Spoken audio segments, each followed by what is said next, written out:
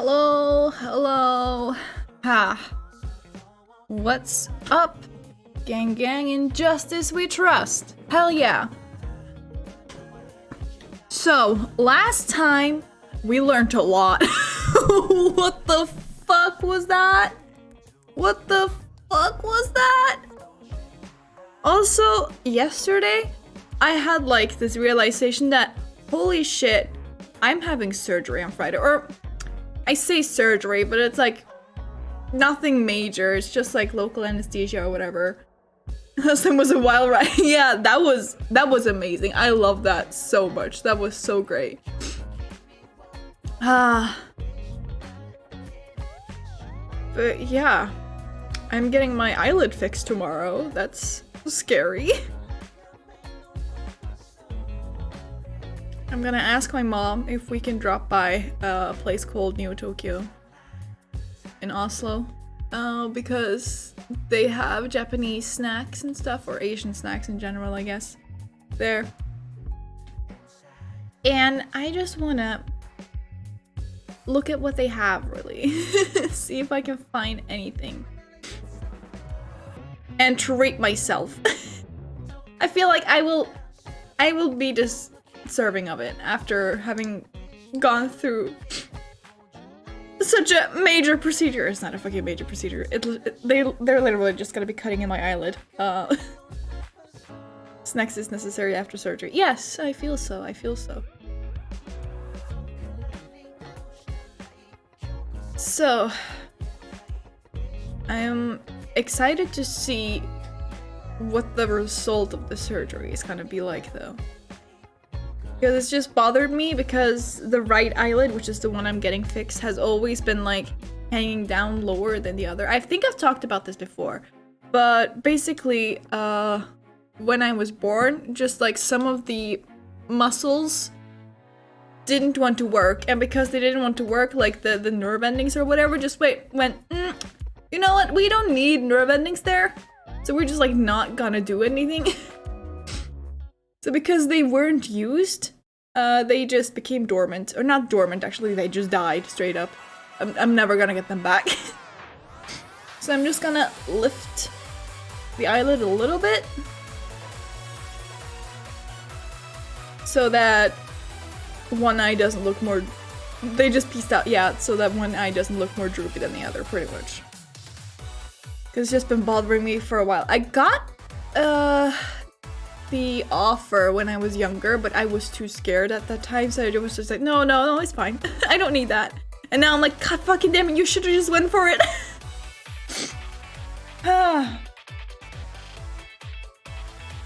And also,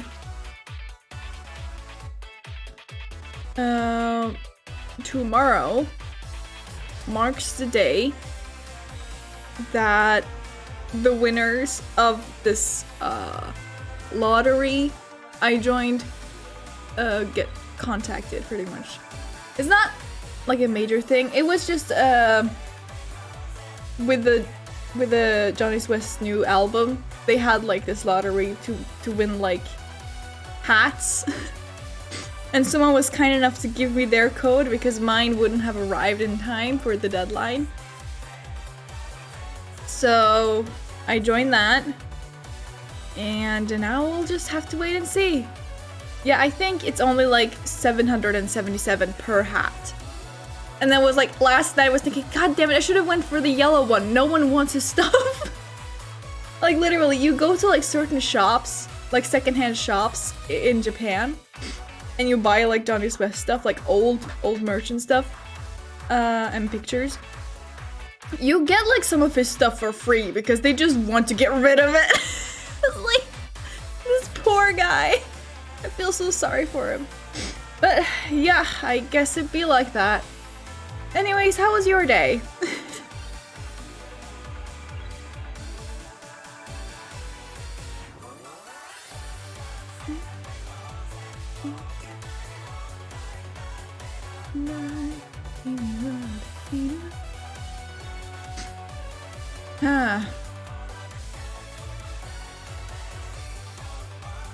I sat up all night again. You're tired AF. On the bus for another 2 hours. Ooh, you're watching the stream from a bus. Interesting. Well, I mean, I guess if you have like Wi-Fi, why not, you know? If it's stable enough.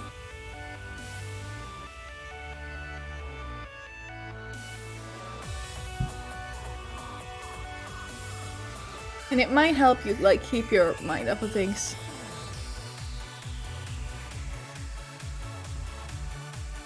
Yeah, I've taken like buses with Wi-Fi too, and the Wi-Fi is usually fine. Like, is it the best? No, absolutely not, but I'm not expecting that from a fucking bus Wi-Fi, you know? Yeah, I sat up all night, again. Shocker. No one could have predicted this. And I was like, you know what? I want to finally prepare all of the other VODs that I have from this game up until now. From the second game, I mean. And finally prepare them for posting. Because they've just been sitting in my, what's it called? In my YouTube studio for ages. So last night I was like, you know what? I'm gonna finish up these fucking thumbnails, titles. I'm gonna like timestamp everything properly. I'm gonna schedule everything. So yeah. So those just automatically get posted now midday until the 23rd. No, 24th actually. They're not in order here. It's fine.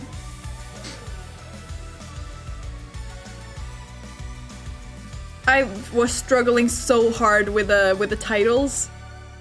Why are titles so hard? It doesn't make sense.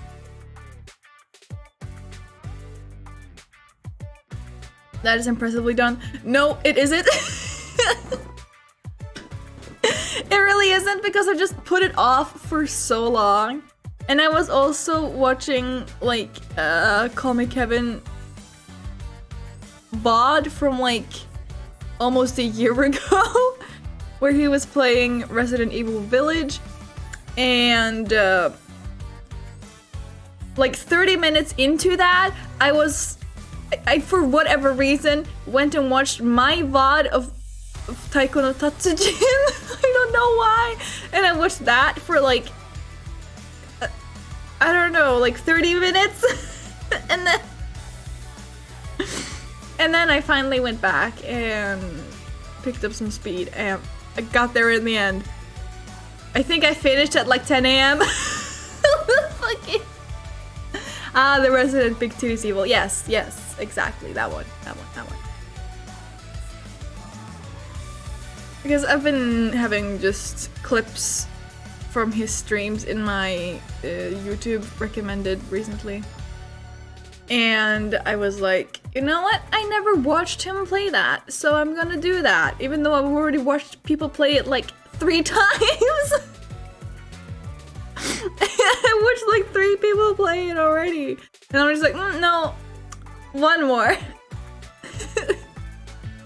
Or at least 3, maybe it's even 4. I don't know. I watched it a lot of times anyway. Anyways, I think without any further ado, let's just get into the game, shall we? Alright. So... Twisted Karma and his last bow.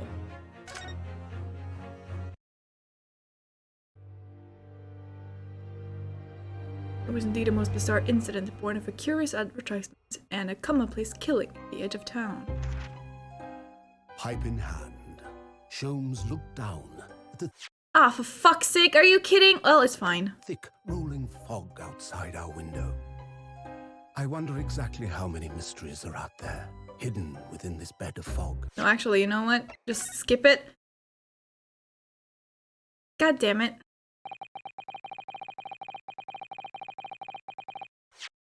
Fine.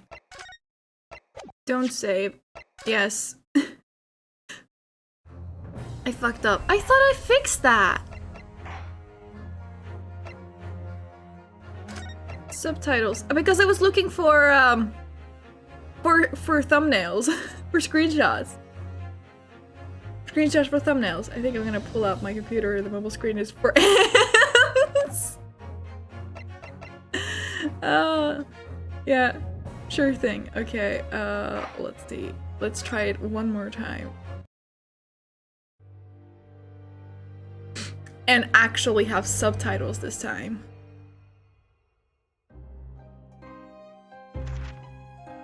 Pipe in hand, Sholmes looked down at the thick, rolling fog outside our window.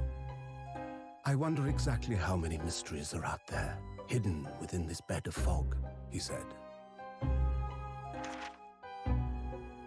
Indeed, a most bizarre incident. It's the Weasleys! A curious advertisement. A hellhound's mad gallop through the shadows of a serial murder. An executed man's graveyard resurrection in the dead of night. And a commonplace killing in a small, forgotten room at the edge of town. Wait, There is naturally always. Does the professor have anything to do with the hound? Of which most remain ignorant. And it is that other side which compels me to the scene of the crime, Wilson. Reading is for nerds. Take your hat and yeah, it's just let's be on easier our to way, read my dear when it's like that. For our adventure is not over yet. Come, the game is afoot.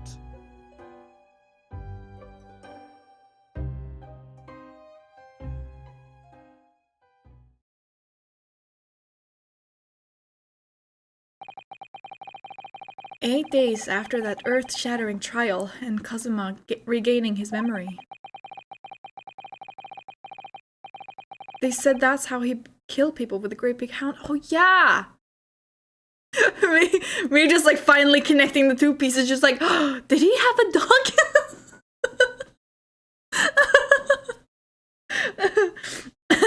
We were in the foyer of one of London's most luxurious hotels, the Great Waterloo Hotel.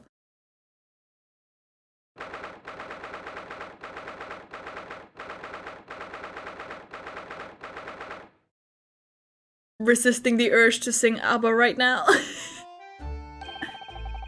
Professor Mikotoba is due to arrive at any moment.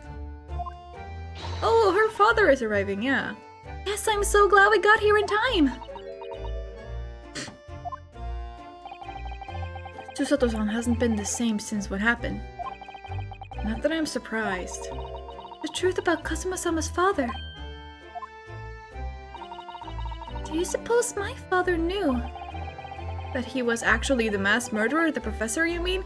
Also, I was like thinking like why did the man have to wait until they went to Great Britain for the killings? Like, you're just gonna ruin everything for everyone else, my guy. Like, hello? Like, couldn't you have done all the killing back at home? Did he do those back at home as well? Or was it just like a specific thing he did when he went overseas? I don't know. I've been thinking about that. Just like, you made it so much harder for everyone else.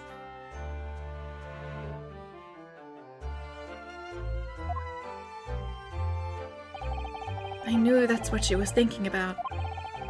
There's a good chance, I'd say. I mean, they did come here to London together 16 years ago, didn't they? So Mikotoba is an accomplice! Interesting. Yes, that's true. Come to think of it, didn't you say that Professor Mikotoba knew about Kazuma going missing in Hong Kong as well? That's right, but for some reason, he wasn't at liberty to talk to me about it. That probably means he knows then. About Kazuma showing up here in London with amnesia, and that he's regained his memory now. There she is. Oh, Father! Hello, Susato. How are you? I'm very well, thank you. We're delighted you have arrived safe and sound. You know how it is, wild serial killer spree in another country is just what everyone does. Yeah, you're right, you're right. Hello, Mr. Naruhodo. Very kind of you to take the trouble to meet us here. Oh, no, not at all. It's my pleasure. We've heard all about your extraordinary exploits here in London, you know. The news has crossed the seas. It has? I always look forward to reading the monthly reports that arrive with the steamships from Britain.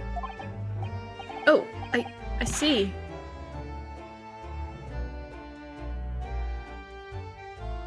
Her dad looked like Gregson? Who is this man? And why do I feel as though I've seen him before? I take it from your expression that you can't quite place me. In that case, how about a little reminder, Seishiro? Firm tap should do it. Yes. A firm tap? What?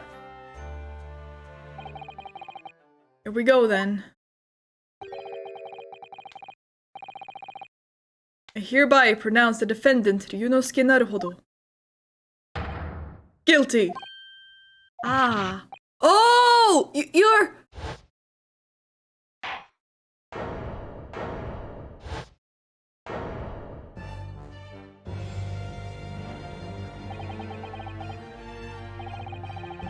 Yes. The judge.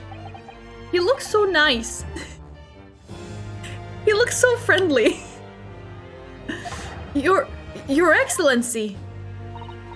Hello, Judge Jigoku. How are you? It's been a long time. Good, you remembered now. That really did the trick. Guilty! Only I was declared not guilty, wasn't I? There was no laughing at the time. Is that really that important? So, London again after all this time.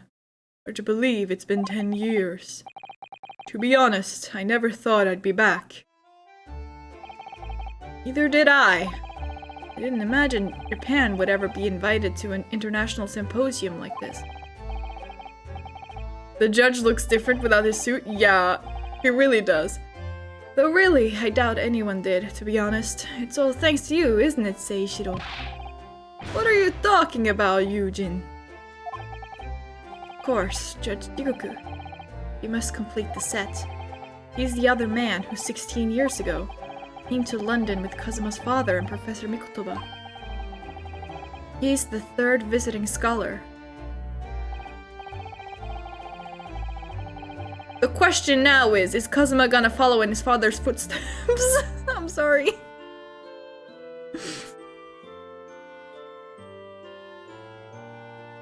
Well, all those passport checks and luggage searches at the border took rather a lot of time.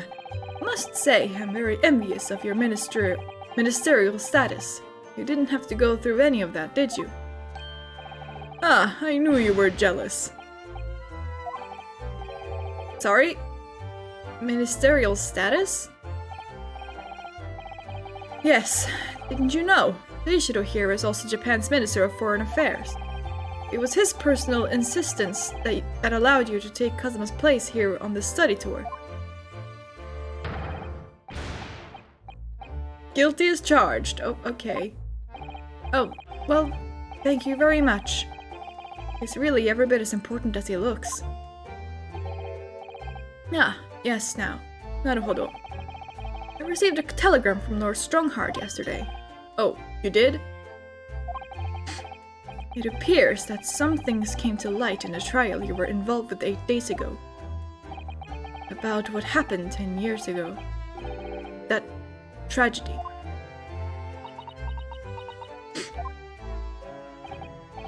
Yes. Could you tell us any more about it?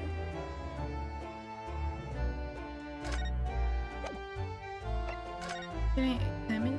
Ooh. Nice. Is there anything of interest here? Look at that! It's a picture of the Crystal Tower. Well, the Great Exhibition is one of Britain's most prestigious achievements in recent years. I wonder how tall it is. It really does represent the pinnacle of scientific achievement in so many ways. There's a 20-meter tall chimney on the bathhouse near my lodgings at Yume University. The attendant there is always boasting that it's the tallest object in the neighborhood. I'm sure. Did you know that over the channel in Paris, there's a tower that's 300 meters tall? What? How? How many times taller than the chimney at Yume Sokin? Yume Sokin? Hot Springs is that? And if it's that tall, how does it draw properly? The smoke would get stuck, surely.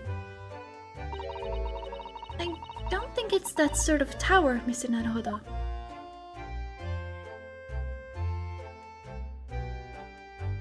Interesting. I was curious why no one like drew like similarities between this and the Eiffel Tower.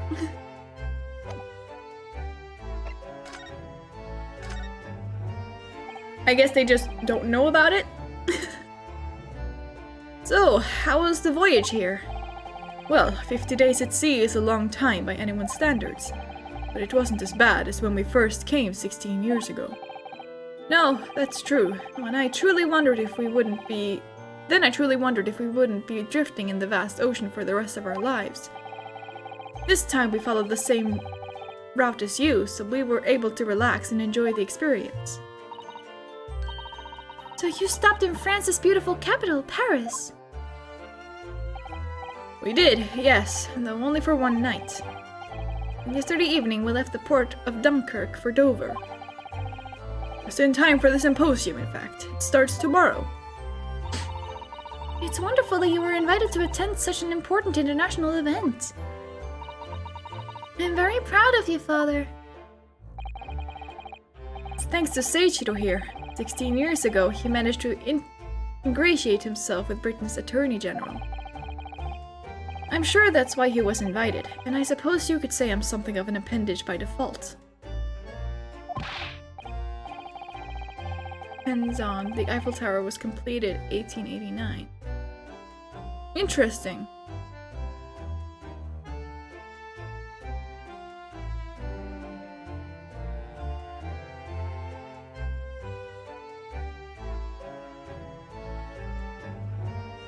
Are they partners? Stop. Speak for yourself, Eugene. You were close friends with the professor of forensic science at the major hospital. Yes, well, I'd rather not dredge all that up, really. No, there's been a lot of water under the bridge since then, but it doesn't bring him back. Ah. Are we talking about who I think we're talking about? Cosmo's father, I suppose. Or that.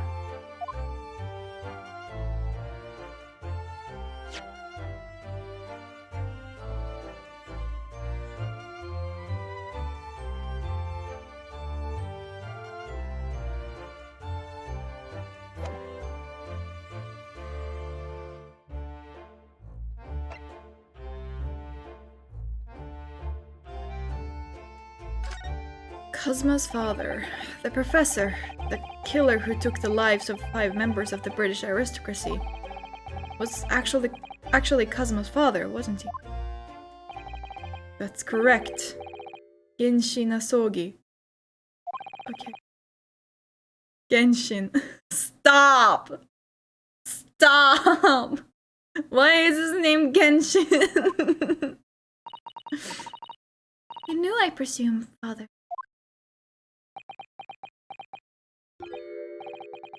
Yes, he was a close friend at the time.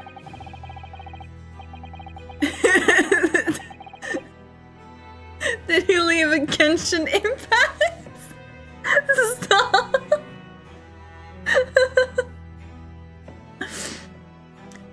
Genshin came to Britain as a police detective. He was studying investigative techniques at Scotland Yard. I've never understood what drove the man to commit such heinous acts. It was a close trial, so the public never knew the truth, and he was executed with little ado. To this day, very few people know what really happened, even in our homeland. But what about Kazuma? Did he know? Did he know the truth about his father? No, of course not. He was told his father passed from sickness. However, I suppose he may have had his doubts. Oh, why? But you know, I tried to guide Kazuma growing up as if he were my own son. Then one day he came to my office at the university and said, "I've decided I want to travel to Great Britain and study there." Yeah, so he did want to find out what happened to his father. Do you think he wanted to come here to investigate his father's death? I don't know. But when I looked into his eyes, I did know that there was no way I'd be able to stop him.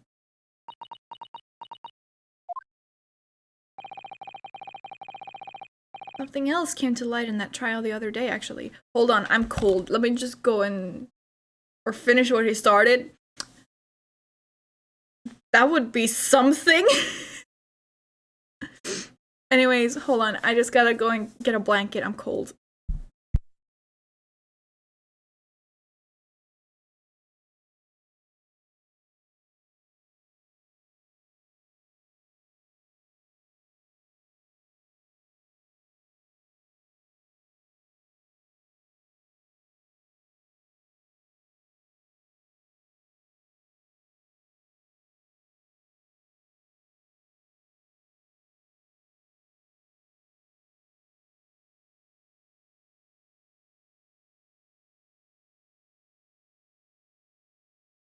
Okay, I'm back.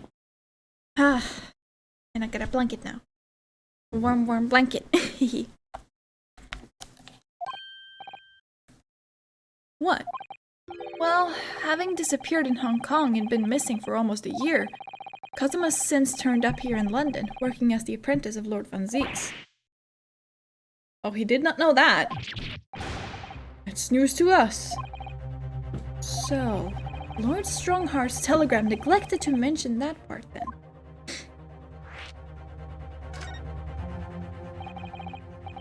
As you know, we both thought Kazuma had died on the steamship during our voyage to Great Britain in January.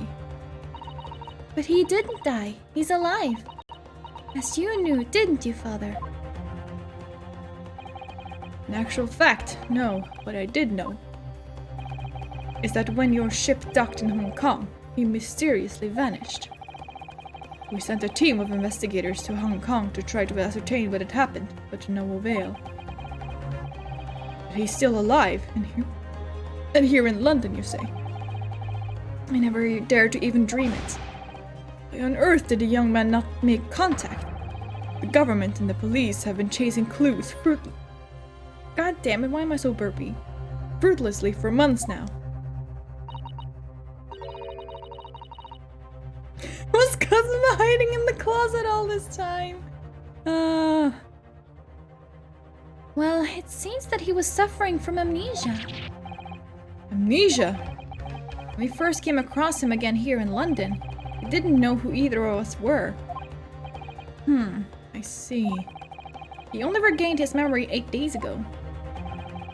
It's unbelievable. Yes, it's quite miraculous. I wonder why Lord Strongheart didn't let us know. I must speak with him urgently. I wonder how Kazuma's been these past few days. Would it be wrong of us to go and visit him?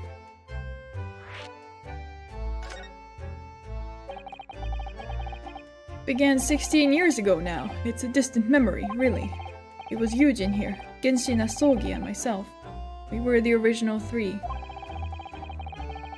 The first judicial scholars from Japan to travel overseas to study. Ocean voyages were not what they are today, I can tell you. 16 years ago. Things were tough for their generation. Your father was an exceptionally fine medical student at Yuma University at the time, you know, young lady. Yes, grandmother told me. He went to do research at a great London hospital to study autopsy, practically unheard of in Japan. Yes, it was an eerie place, sandwiched between the back of a prison and a burial ground. Ugh, not more talk of graves. Very often, there's no one willing to deal with bodies following autopsy work. Oh, you see, autopsy labs have something of an unavoidable relationship with graveyards and prisons. Not my cup of tea at all. You remember that Scottish prison governor? Caden, his name was. He was a good man. Yes, but then of course, in our 6th year here, everything changed when the Fire Nation attacked. When Genshin was arrested for a series of the most gruesome murders. I simply couldn't believe it. I'd known the man for years. I was a witness at the secret hearing, and I tried to speak in his defense, but you went a little too far and ended up facing charges yourself, didn't you? Well, suffice to say that after that trial we were sent back to Japan. There was nothing more we could do to save Genshin. It was a lost cause, sadly.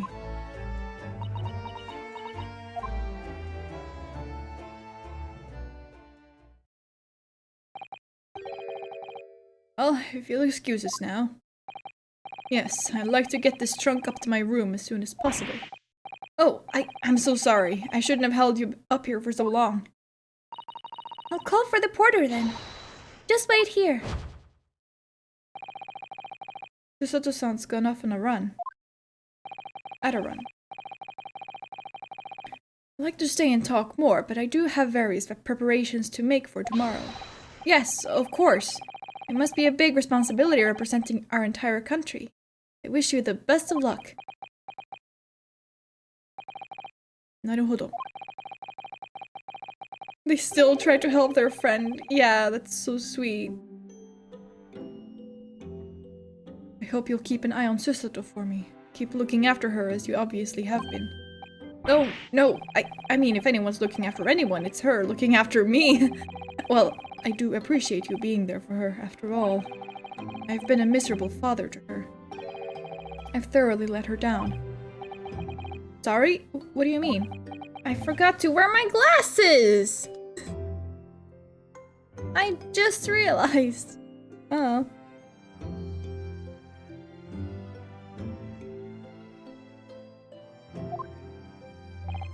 Well, it was 16 years ago that I started my long study tour here in Britain, as you know. The very year Susato was born. Yes, I heard.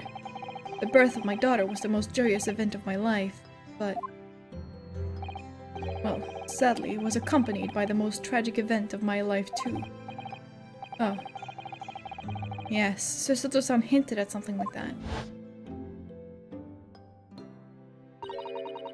It was a rather turbulent time at home. Anyway, I won't bore you with the details. The point is, I became rather less dependable than fits a grown man. And it was then that Seishiro offered me the opportunity to study here in Great Britain. I was too worried about you to leave you behind. Perhaps I was a little heavy-handed when it came to persuading you to accompany me to London. So, that's what happened in a nutshell. That's also the reason why I now feel compelled to give my daughter as many opportunities as I dare. Though the world does not readily afford young women such things, I must say. I completely understand, Professor. One other thing, Naruhodo. If I may be so bold, I have a favor to ask you. Susato's mom died in childbirth? Could be, yeah. Oh, really? Of course! What can I do for you? Well, the thing is, I'm so sorry that took so long. Miss Susato! Now then, allow us to take your bags. Allow me to take your bags. Why do you have a camera? A moment, if you please, porter. Wait! Isn't he the guy that,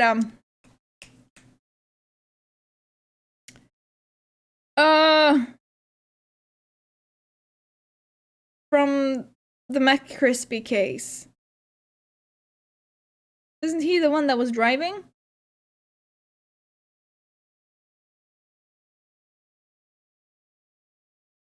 Or am I mixing him up? I don't know.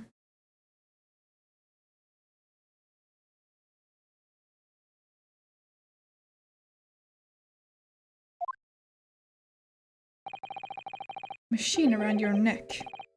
It's a camera, I believe. Quite right, sir. Just 5 shillings for a lovely photograph to commemorate a wonderful stay at the hotel, sir. I think given the occasion, we could justify the expense. Yes, of course. Fuck me.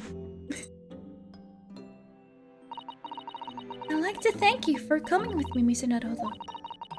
It's really made Father very happy, I think. Oh, well, I'm pleased then. But we were interrupted before. Professor Mikotoba was about to ask me something. Shall we return to Baker Street then?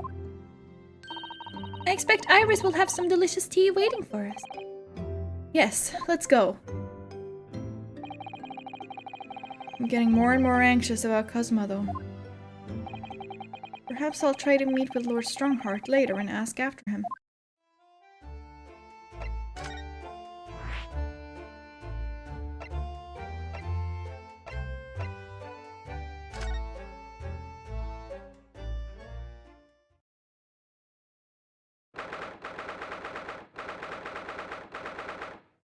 Why is the mask here?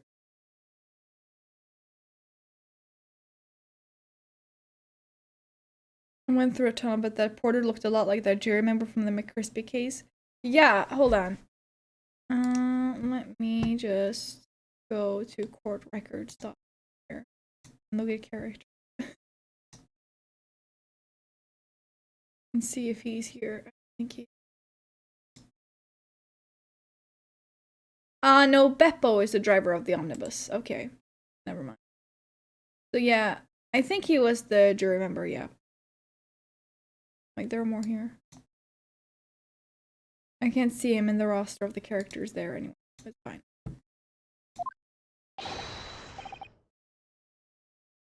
The fuck is this? A child crying? What was that? A man screaming in a most unflattering way. That looked more like wah, wah to me, but okay. Do you think... Could it have been Mr. Sholmes? Oh my, I do hope not. It is a child crying! Look at me!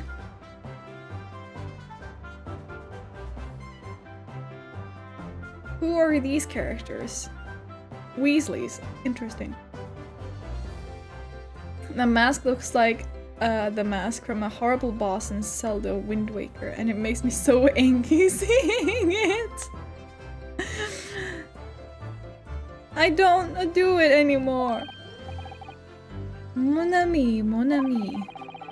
Stop this disgraceful display, huh? Who are these people?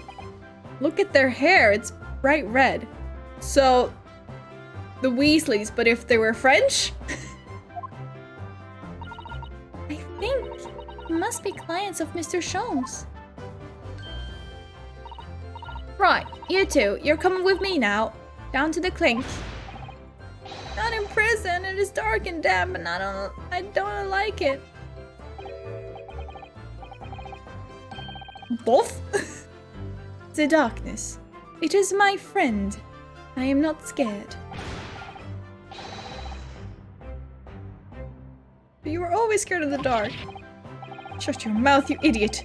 I will sit quietly in the dark and plan our next daring heist. Okay. Well, tough. We'll finish this down the yard. Now get moving. Bye then, Ginny. Have fun. Oh yeah, thanks, Iris, and thanks. You're a great detective.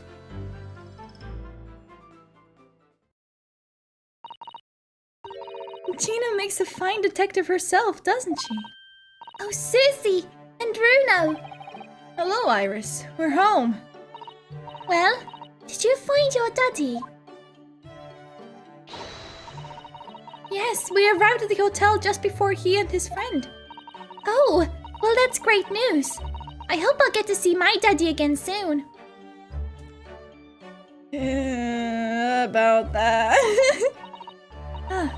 Yes, of course. Dr. John H. Wilson. So, Iris, all that remains now is that greatest of problems known to man. Why he didn't know? He dyed his hair! Fucking Peter Pan looking motherfucker, what the fuck is this? If you want to see your dad, Iris, better bring a shovel. It's a spade, actually.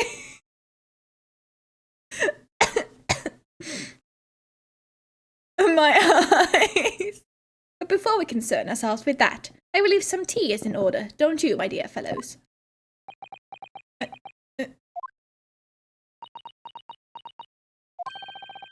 Is something wrong, Mr. Naruhodo? Do I have a crumb or such like on my face? Your hair is on fire. Not so much on your face as on your head, I'd say.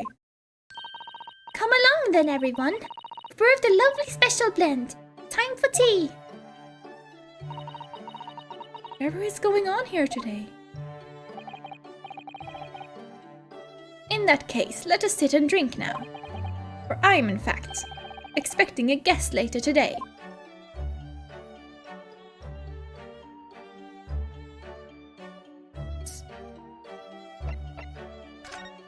Who decided this was a good idea? The mask Cosimo wore when he was assigned to Lord von Zieks as his apprentice.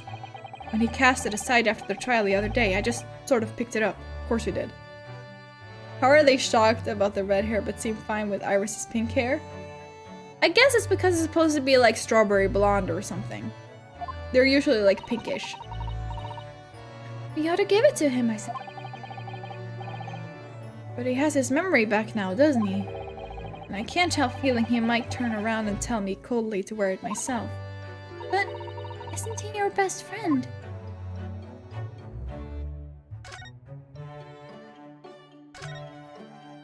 Anything else interesting here? Not really.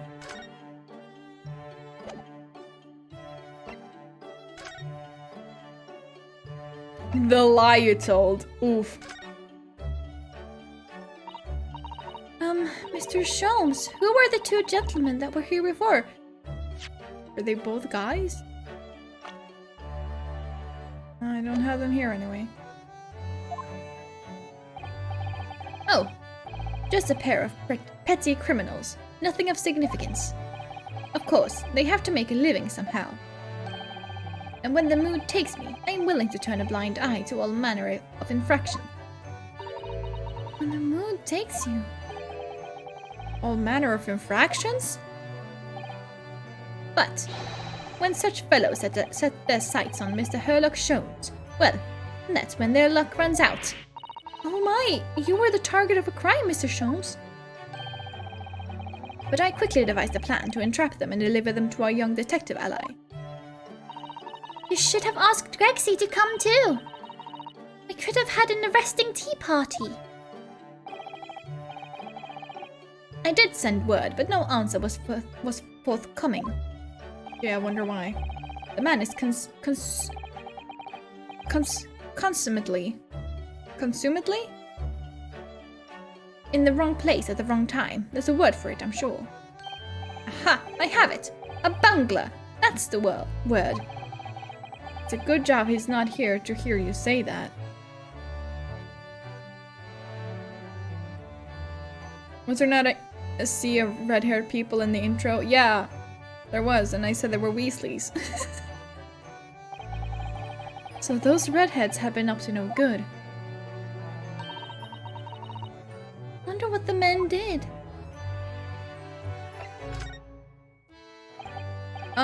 What was that about the greatest of problems known to man that you mentioned before? Is it another fiendishly intricate case, Mr. Sholmes? How should I best explain it? Are you aware of the theory of evolution by natural selection, perchance? Well, I think I've heard talk of it somewhere. Possibly. It's a revolutionary scientific theory that was newly proposed 40 years ago now. According to its author, Mr. Darwin, we humans were once apes who lived in the treetops. Wait, what? We were apes? Indeed, and from the very moment those apes descended from the canopy to live as humans, it has been our lot to be at the mercy of the greatest problem known to man. Our lot? What is this great problem, Mr. Sholmes? Why? Is it not obvious, my dear madam? The problem of rent. Ah.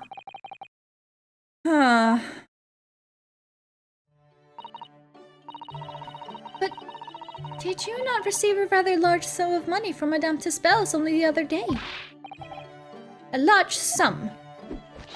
1 potted herb for Iris, and a new motor car for me later, and all of it has quite disappeared, I assure you. A new motor car? Honestly, Hurley, you know you squandered it. Yes, well, anyway, 2 days ago, I discovered the answer to man's greatest problem, for the coming month at least. And what was the answer? Why, there is a substantial clue, before your very eyes. Don't tell me. Let me see. Humans are sorry creatures, unable to see what is right in front of their noses. Let me give you some assistance. Don't look, but observe me very closely. There is one particular feature about my person that has changed. You should notice it in the end, I think. In the end? It's been stabbing me at both eyes right from the very beginning of our conversation. I think we might need another clue before we uncover the full answer, Mr. Naruhodo. Susato. Susato.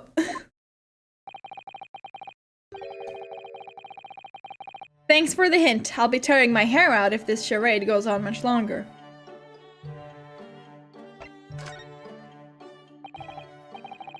Now, about the lie. Mr. Sholmes, isn't it about time you told us the truth? Just over a week ago, you said to us... Well, now tell you something of the first importance, my dear fellow. Great detectives are wont to lie. It will serve you well to remember that.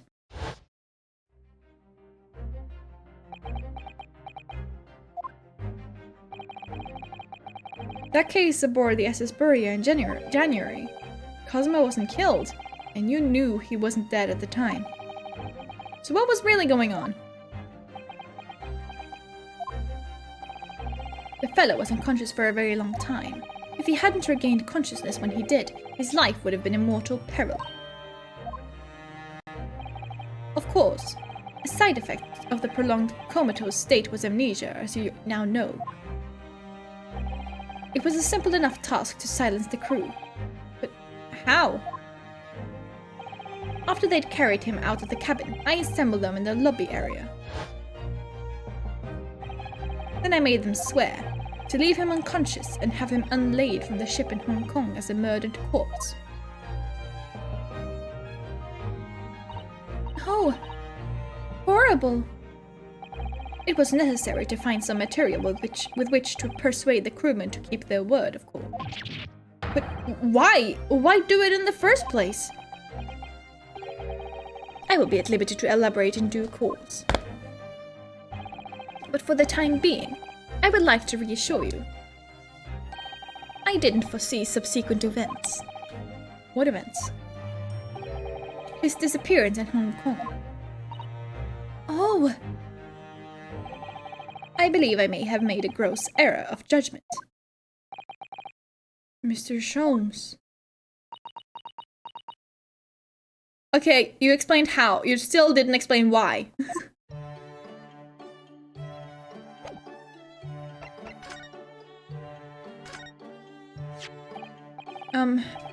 Mr. Sholmes, about this. Tell me, Mr. Naruhodo, is this the first time you've shown me this particular trinket? Oh, I don't really remember, to be honest. If my saying, that is a color for a breed of miniature canine with a particularly long neck, were to precipitate a here we go again from your lips, We could be sure it was not the first time. Deduction, you see, my dear fellow. Deduction!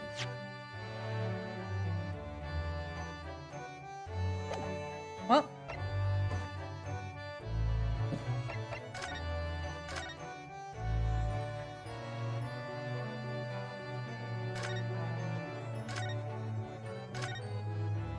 I don't think there's anything else I can do here right now. Let's go upstairs.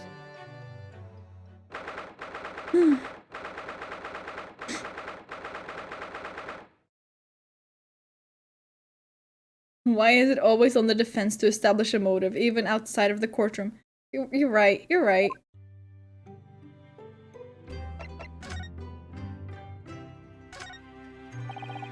The spade is still here, look. Please, Mr. Naruhodo, it's not a spade, as I think you well know. It's a shovel. It didn't take long to reignite that old argument. I have an idea. Let's give the implement a name like Professor Limone named his tools. Oh, I never thought of doing that. From now on then, let's call it Ryunosuke. No, it's clearly much more of a Susato. The old argument has taken a new and unexpected turn, it seems.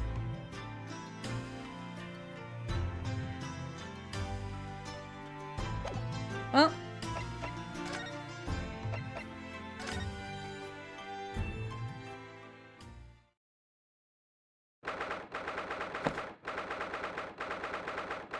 Look who's having a conversation.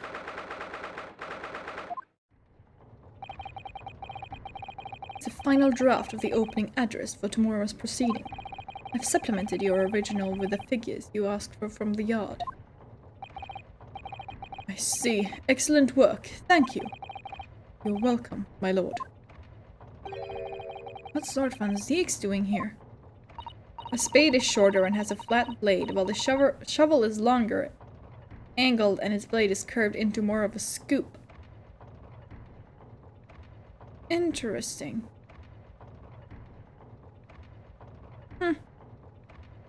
My, there seems to be an awful lot of tension in the air, wouldn't you say? This place is stifling enough as it is. We really don't need any more tension.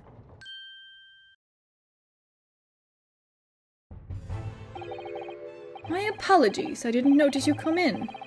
Your small stature and dark dress make you all but invisible to me. Oh, no, it's entirely my fault for wearing black, I'm sure. It's still fucking blue. From now on, you must dress in white from head to toe whenever you come here. Now then, Mr. Naruhodo. Yes, my lord. I'm right here. Ugh, kill me now. Is something wrong? Perhaps it's a little too hot in here for you. No, not at all. I mean, I've never experienced a room at such a perfect temperature. If you're sure. The beads of sweat carving their way down your face seem to suggest otherwise. Because of the daggers you're staring at me with, mainly. As you're no doubt aware, my International Forensic Science Symposium begins tomorrow. Oh my god! I just remembered. Capcom has trademarked Apollo Justice in Japan. I have no idea what that means, but I'm hoping it means a Switch port and like one bonus case. I'm hoping. Probably not gonna be it, but you know what? I just want the new trilogy to be released on the Switch, to be honest. I would love that.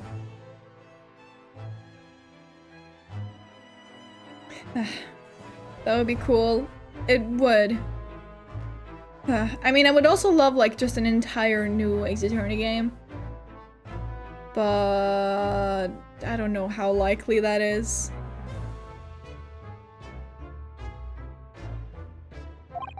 In fact, your father arrived in London earlier today, I hear, madam. Oh, yes, that's right, my lord. He's extremely honored to have been invited. Leave the remaining preparations for the meeting room in your capable hands then, Lord Van Zieks. They will attend at once.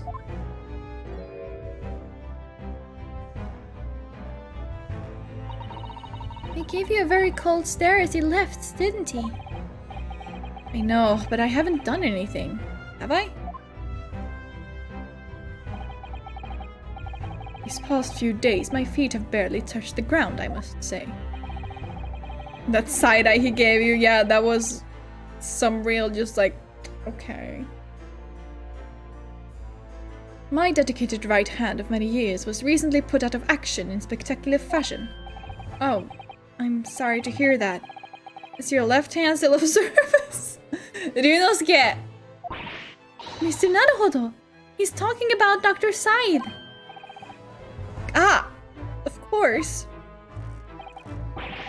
I'm terribly sorry about that. I was just Fear not. You've done nothing wrong. Miss Dr. Said's own wrongdoing precipitated this situation. You needn't concern yourself with it any further. That would be a lot easier to do if it weren't for the piercing stare you're giving me. Lord Van Zieks is doing an admirable job of holding the fort. Though, disturbingly, his apprentice has been missing since yesterday. So I guess we can't ask you where he is? Oh, missing? What's become of Kazuma-sama now?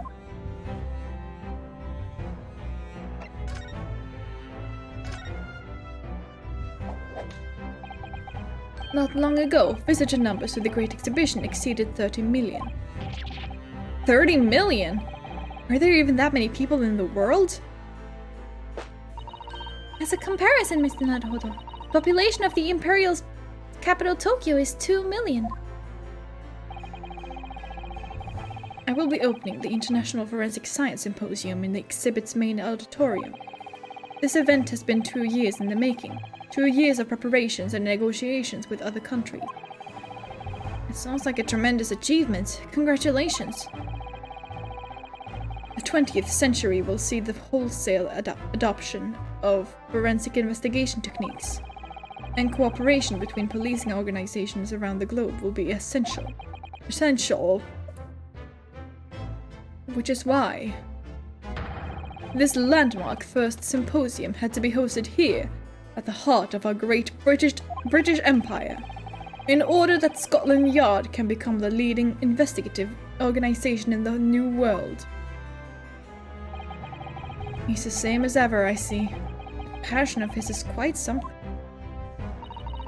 You're every bit as passionate in your own way, I'm sure, Mr. Naruhodo. I'm the only person in this country who truly cares about a future that embraces forensic science. It was my intention to become Her Majesty's Attorney General and reform the Yard from the ground up. So the disgrace of the forensic investigation team has been a bitter blow to my ambitions. Tell us about the team. I first established the forensic investigation team a year ago, experimentally to start with Dr. Scythe at the helm. It was steadily accruing an impressive record of achievement. I was on the verge of changing its name and elevating its status to a full-blown forensic investigation department. And can you not do that now? Obviously, nobody wants to hear anything about it at the moment. Even I can't keep this story out of the papers. 6 million Londoners will be cursing forensic science now. This incident will set back our country's advancement in the field by a good 10 years, I'd say. Unintended repercussions for our trial. We simply couldn't have overlooked what had happened, though. Of course not. We should all be grateful to you both. Anyway, I'll still reform this country's policing when I become Attorney General. This might delay my plans, but it won't alter them. Nothing will stand in my way. About Kazuma. About Lord Van Zieks' apprentice. Ah, yes. That came as a surprise to me, I must say, that you and he are old friends. How did he become an apprentice to Lord Van Zieks in the first place? It came about 3 months ago. An unidentified Asian man was apprehended by border police. They found him hiding aboard a large goods vessel. Oh my! So he was stowed away to get here! So he did hide in the closet, or at least in a box or something.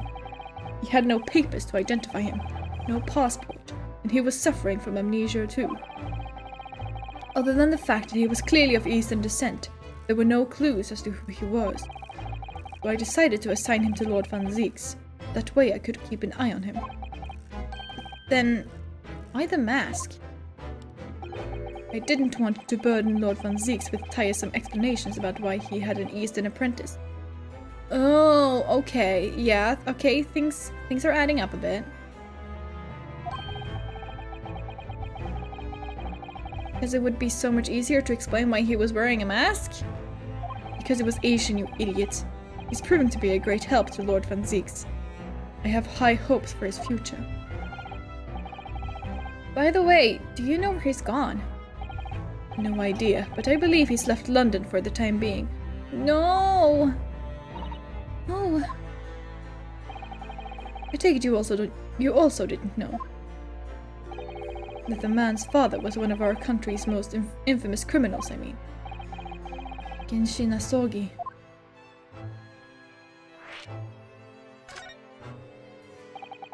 What we learned from that trial 8 days ago was a huge shock. Finding out my friend's father was... yes. Genshin Impact. The professor case 10 years ago caused a great stir here in Britain. They were such awful murders. And unprecedented. Using a ferocious dog as a murder weapon. Yeah, okay. And no one would have believed the culprit was a foreign student invited to study here by the government. Though the true identity of the killer couldn't be made public then, and can't be made public now. That still doesn't explain why Dr. Scythe forged his time of death. And also not who actually killed him that night.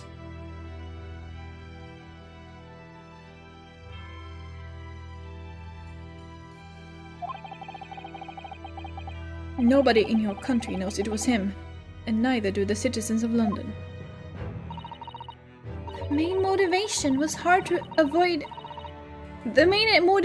to avoid aggravating relations between our two nations at the time. I understand. Correct. However, it is to be noted that there were some supporters of the professor's apparent cause. What? Supporters of a mass murderer? The majority of the man's victims were a blight on the aristocracy of the day. Somewhat ironically, their deaths actually benefited society as a whole. Or so a fair few thinkers in London believed anyway. Right, I see, but it was still murder, wasn't it? Seems very similar, doesn't it? To the idea of the Reaper of the Bailey.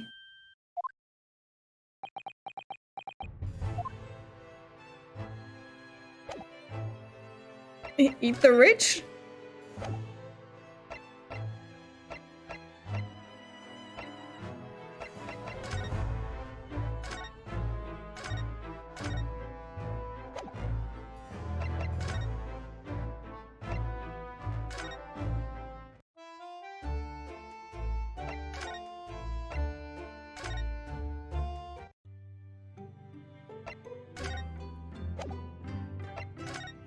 Nothing here. I guess I'll have to look around and stuff.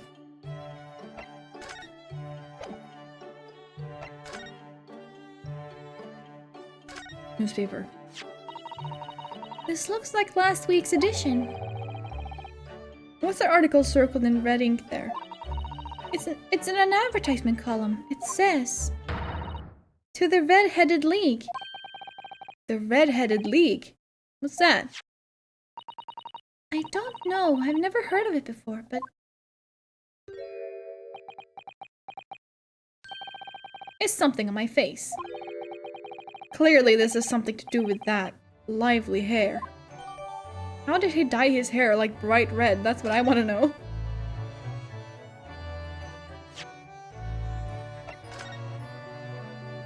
On account of the bequest of late Ezekiel Hopkins of Lebanon, TGAA. There is now another vacancy open which entitles a member of the League to a salary of £4 a week for purely nominal services. All red-headed men who are sound in body and mind and above the age of 21 years are eligible. Apply in person on the morning of the 31st at the large park on Lime Street. Get £4 per week if you are a redhead. A most fantastic money-making opportunity. Ah. I see. It makes sense now. It looks as though someone circled an advertisement in this paper, Mr. Jones. With the Red-Headed League. Does it strike you in some way? No, not at all, actually. I was thinking just maybe it might be related to your bright red hair. Look at him, he's so smug. I would literally just be like, no, I don't think there's any correlation. I would just pretend I didn't realize. Or didn't notice and watch him just lose his mind. It'll be way funnier. So, at last you've learned to apply my methods, Mr. Naruhodo. Sorry? In the first instant, and quite indispensable, observation. Believe me, I could have seen that hair with my eyes shut. So then, allow me to regale you with the details of my latest exploits. Regale or boast? He dyed his hair for money. Love that for him. So, what is the Red-Headed League, which seems to be the subject of the advertisement you've circled? You noticed it in the paper then. That, my dear fellow, was going to be the source of this month's rent payment. It was? How? According to the advertisement, the Red-Headed League is a distinguished institution of fellows of unspecified governance. In fact, the only condition for becoming a member is having red hair. That doesn't entirely surprise me. But listen to what the lucky redheads receive once they join. An unconditional salary of £4 a week. Oh my! £4 a week? But why? What are they paying people for? That I don't know. No details are given in the advertisement. But surely every red-headed person in the country will be flocking to join in that case. You're right, Susie. There's no time to lose. I'll put in my application at once. So will I, just on the off chance. That might be stretching a point, I think. Trouble is, they have a fixed number of members, you see. Oh, I see. So once a certain number of people have joined, no one else can. But as luck would have it, one member recently passed away. Wasn't particularly lucky for the redhead in question, I feel, Mr. Jones. So, you decided to try to join in his place? Correct. I mean, look at me. Have you ever seen such a red-headed fellow? No. Why? Why did it have to go so wrong? What on earth happened? A blunder, Mr. Naruhodo, though it pains me to admit it.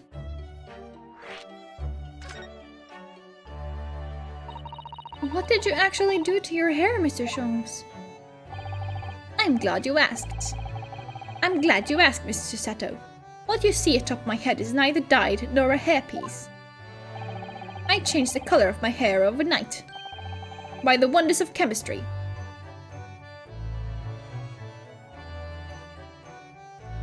I was low-key hoping for him to say through subliminals. That would be so funny. Chemistry. I was conducting some research into a method of rejuvenating spent tea leaves. And in the course of my work, I stumbled upon a potion that when taken turns one's hair a flame-like red. Would you like to try it? It will make every hair on your body perfectly crimson. I think I'll pass. That sounds so cool. I mean, I assume it's very poisonous, but That sounds so cool. But Mr. Sholmes, is it quite safe to drink? Surely it's bad for you, isn't it? Amateurs are always hampered by such fears. I should never have doubted you, Mr. Sholmes. You mean to say... But of course. To earn £4 per week, one must be prepared to turn a blind eye to a little danger. There it is. That degree of red signals more than just a little danger, surely. Coward Naruhodo take the cool redhead potion.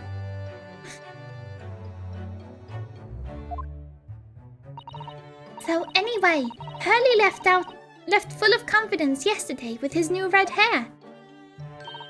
For the park on Line Street where the Red-Headed League were interviewing prospective new members. So, what went wrong? The whole park choked with the red-headed folk, like a Costa's orange barrow. I queued for 8 hours solid before at last I reached the front. But when the panel of interviewers saw me, they immediately said, "Ah, Mr. Herlock Sholmes, are you in disguise to conduct an investigation?"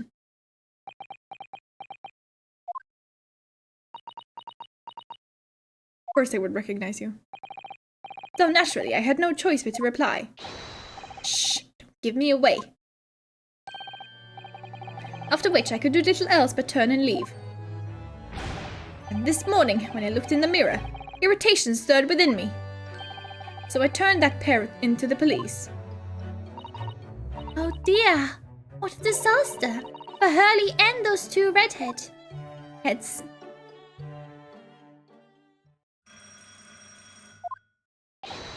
Aha! Here is my guest now, my latest client, with money to spend. Do you hope it's an exciting case, Hurley? Remember, Iris, we are at present gripped by the greatest problem known to man. I must be willing to accept any case, no matter how unstimulating. Say, locating a runaway, of course. Don't spare anyone's feelings, will you? Oh dear, I'm afraid that Hurley can lack a little tact, especially just before the rent is due.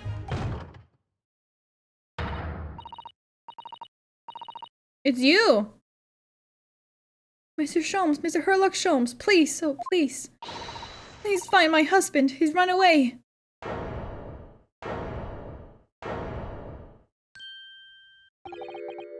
To upset me. I beg your pardon? Never mind. The judge? Do you remember? Yeah. Never mind, a personal matter. My apologies. What exactly are you trying to say, Mr. Naruhodo? I didn't say a word. Come, my dear madam. Be seated. Iris, some tea, if you please. Of course. What's the matter, Mrs. Soto? Oh, it's just that gentlewoman. I feel sure I've seen her somewhere before. Very recently. Yes, now you've come to mention it.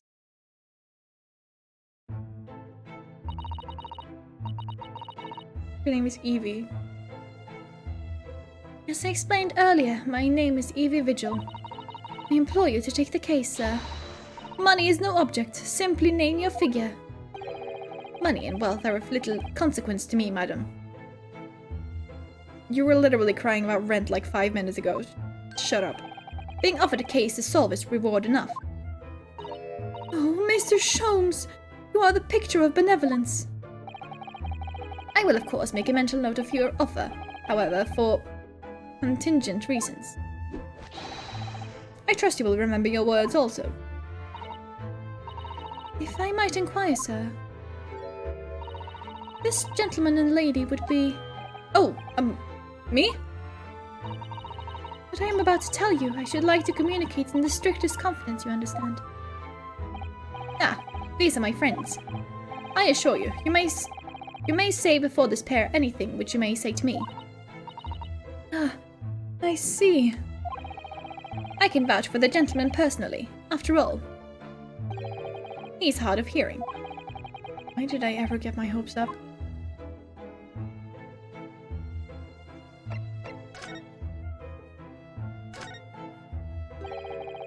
Forgive me for asking, Mrs. Vigil, but have we met somewhere before? Quite recently, perhaps. Oh my! My dear fellow, what is your intention? Clearly you have no ability to differentiate the facial features of the English. If you wish to invite the lady to tea, you must do so in a more gentlemanly fashion. Is it possible? You're the nice young lawyer from the trial I attended last week. I knew I recognized her.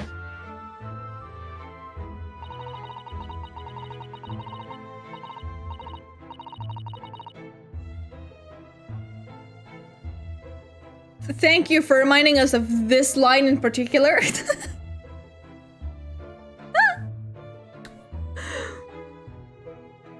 I mean...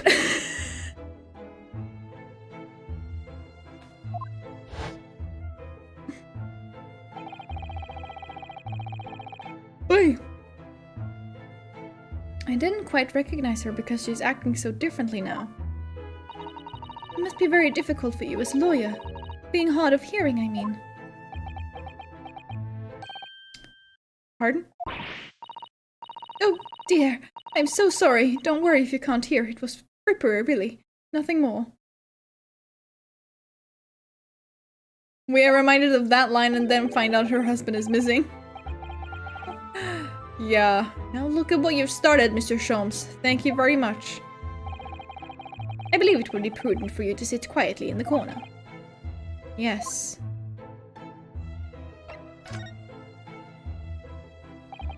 Tell us about your husband, madam.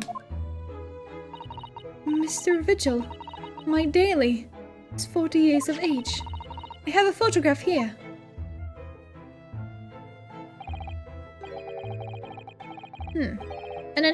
An entirely unremarkable gentleman by appearance, at least. How long have you been married? It will be 15 years this year. We have a cordial relationship, and my husband's income is more than adequate, so we live quite comfortably.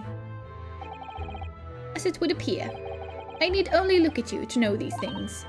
Oh gosh! Your dress is the latest style, your hat clearly regularly groomed, and your eyes are animated. In short, you have no inkling as to why your husband might have disappeared, correct? That's right. He is a kind man with a strong sense of loyalty, and he rather dotes on me. Which would point to the possibility that he has become embroiled in some incident or other. Oh, that is exactly what I fear must have happened, Mrs. Sholmes. I am quite beside myself. My husband's employment is somewhat unusual, you see. What if he's incurred some miscreant's ill will? What exactly is your husband's line of work? He's a warder at the prison. Guard? That is somewhat unusual.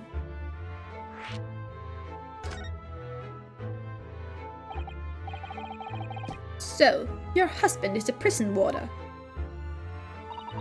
That's right, yes. Well, in actual fact, he's the chief warder. Indeed, I see.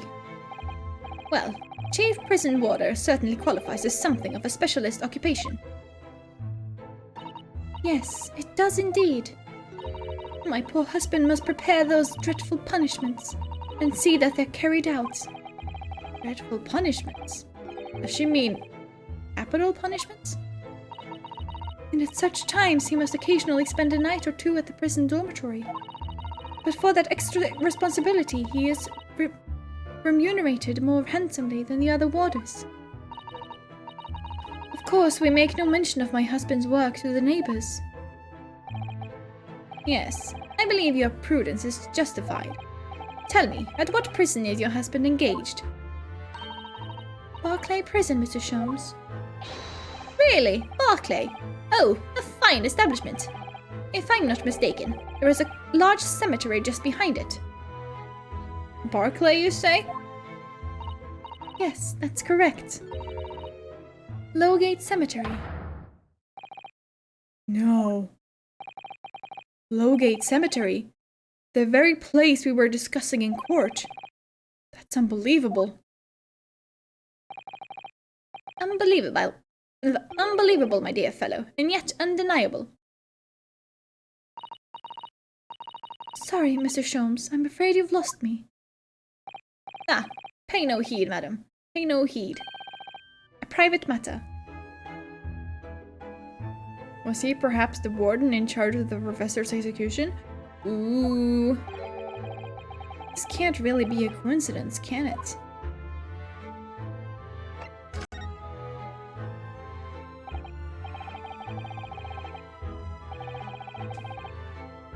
So, to the matter of your husband's disappearance. When did you realize he was missing? He's trying not to laugh. It was yesterday. I'm sorry. Yesterday? That really is recent. Laughably so. The truth is, my husband does at times have occasion to spend the night away for his work. It's not at all out of the ordinary for him not to return home at night, but this is different. Does he have red hair, perhaps? For him not to make any contact for a whole day, that has certainly never happened before. Oh, my dear Daly, whatever can have happened? My dear Miss Vigil, please, calm yourself. Now then, have you contacted the police? Why, naturally, but sadly, they've refused to listen to my pleas as my husband has only been missing for 1 day. I was asked to wait patiently at home. In truth, Miss Vigil, I concur with the police.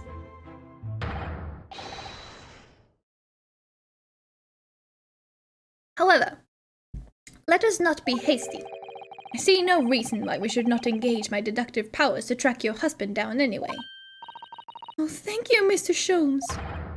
And furthermore, let me assure you, a chance to solve the greatest problem known to man for another month has no bearing on my decision. I seek only to put a sweet smile on another Londoner's face. That's really all there is to it. Sure there is, buddy. You have my eternal gratitude. I shall pay any sum you care to mention.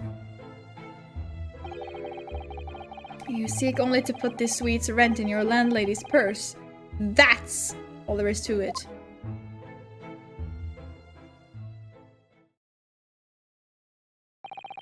Thank you for everything you have shared with us, Miss Vigil. I believe I have all the information I need to begin my investigation. Oh, please report to me soon with good news, sir. Be not, madam. In a day or two, I shall be contacting you with a heartening report. I'm quite sure. So soon? Oh, how splendid, Mr. Sholmes. Good news should be delivered early, I always say. If you would be so kind as to leave the photograph of your husband in my possession.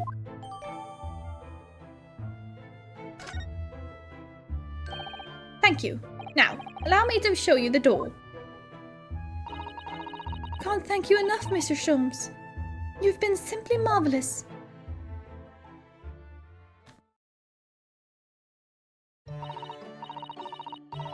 You know, I think it every time, Hurley. But how do you come out with such nonsense? Good news in a day or two, are you sure? I can't be sure, of course, but then I didn't swear on it. I merely gave the good woman some hope. I hope to be able to give her good news, one might say. After all, the rent must be paid by the end of the day tomorrow. If by that time I've successfully located Mr. Vigil, we shall be mutually relieved. Wouldn't you agree, Mr. Naruhodo? Don't look at me with those pleading eyes. Well, my dear fellow, did you hear the details of the case? Yes, my hearing is surprisingly good, actually. Excellent. And what did you make of it? Well, I was surprised to learn where her husband worked. At Barclay Prison, I mean. Ah, so you noted that? Of course, especially with the mention of Lowgate Cemetery. Yep. Mogus.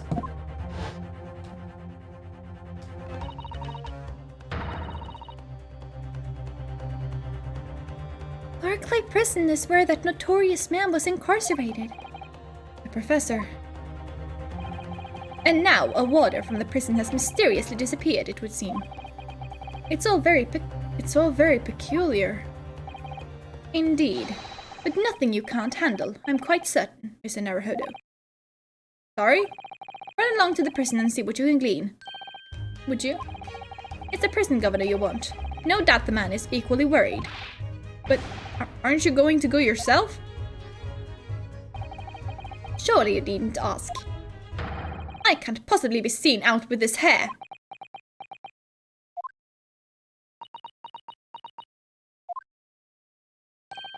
But didn't you go to Lime Street with that hair? That was a quite different matter. Put on a hat or something, like literally. So, I leave it in your capable hands. Now, if you'll excuse me, I'm rather busy.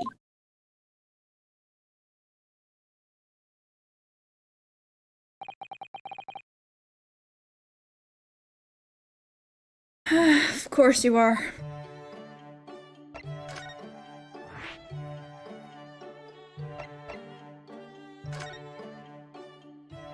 Let's go to the prison.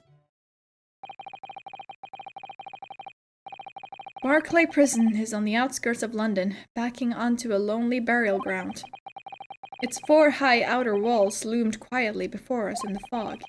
Having requested a meeting, we were shown to the governor's office in the watchtower.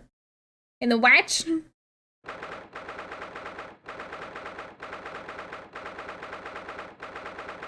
Oh, that's a cute clock design.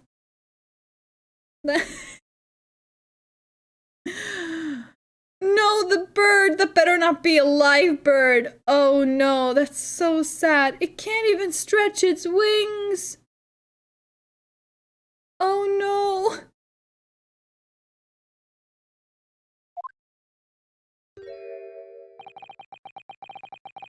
A novelty clock. This place is full of hardened criminals. Oh, is it Scottish? Oh, fuck me! This place is full of hardened criminals. I cannot remember the last time a civilian was down here. And you don't want to talk to an inmate, but to me.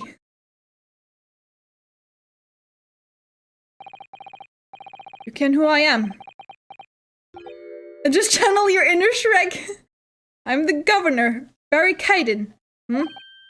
Oh, yes, it's a pleasure. I'm Rinosuke Naruhodo, defense lawyer. I'm gonna be honest, when I saw Kaiden, I was like thinking Scottish. Hold on, let me just answer this message real quick.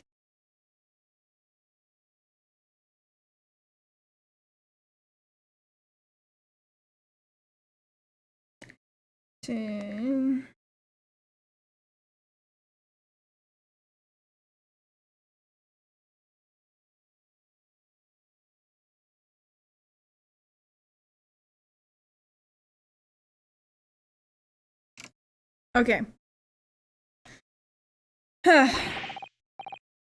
And an Easterner, I see. Does that mean... Yes, I'm a visiting student of law from the Empire of Japan. Did you say Japan? Yes? Well, there's no any of your kind in here, laddie. Maybe you should try the prison next door, eh? I didn't notice another prison next door, sir. Anyway, we came to ask. I didn't like to be so direct, but... I've no intention of speaking with the likes of you suspicious-looking Easterners. Now get up my hair. As soon as he finds out that we're from Japan, he reacts like this. That surely means... I think it's because of the professor case. You think so too? 10 years ago, Genshin Impact, also known as the Professor, was incarcerated at this prison. And then, after his execution, he apparently re-emerged from his grave in the cemetery behind the prison. I might have known. You're sniffing around about that case, aren't you? Your agents, eh? Oh my god. I have a close friend that's Scottish.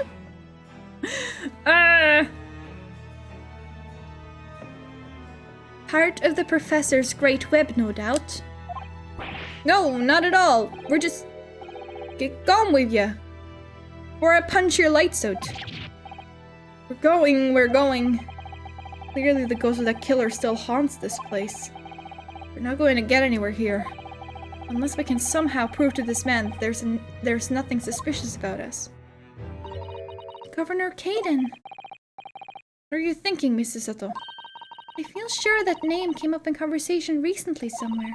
I was wondering if whoever mentioned him might have some ideas to help us. Come to think of it, I have the same feeling. Was that Strongheart?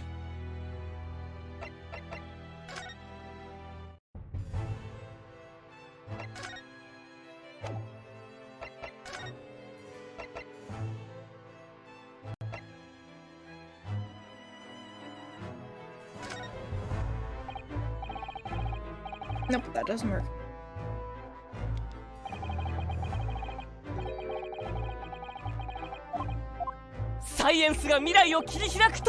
Oh, Blossom Bird, Beth, thank you so much for the follow. Welcome in, welcome in. Nice to see you here. What about the photograph of Mr. Vigil? Nope. Nothing there either. Who was it that mentioned... Was it not the woman? Was it?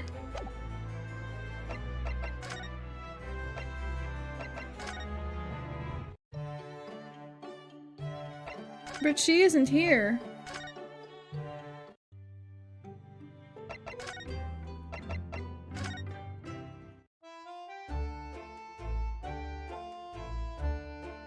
No, of course! You! Hello. Mikotoba.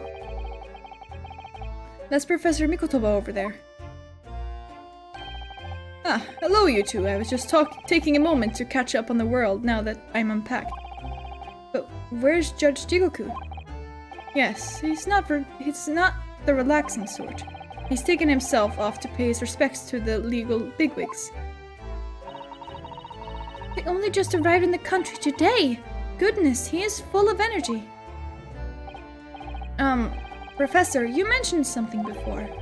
About how you'd known the prison governor at Barclay Prison. Oh, Governor Caden, you mean? So it is the same man. Father, we must speak with the government. Government? Governor! But he refused to talk to us. He said we were suspicious Easterners. Well, I'm sure if I accompanied you, it would be a very different story. Oh, would you? That will be wonderful if you have the time now. Sadly, as you can see, I'm very busy at the moment. Busy drinking coffee on a comfortable settee? Now, I have rather a lot to prepare for tomorrow, you know. Oh, sorry, I didn't say that out loud, did I? You Mikotobas are alarmingly good at reading people's thoughts. Or could it be that you Naruhodos are alarmingly bad at hiding your thoughts? Let's not fall out now. I have an idea. What's he writing on that piece of paper? There's a letter of introduction for you. Hopefully when he sees my name, he'll change his tune. Ah, thank you. I want to see what he wrote. Luck then, thank you.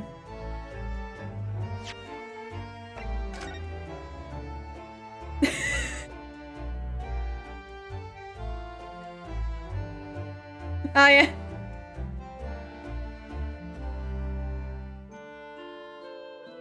Is that supposed to say Mikotoba?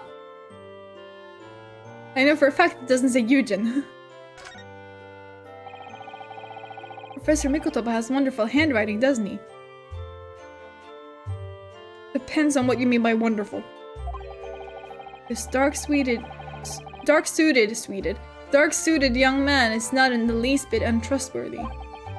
Is it just me, or does that make me sound extremely untrustworthy? I do wish it at least called you a nice young man. I'm really not sure that would help.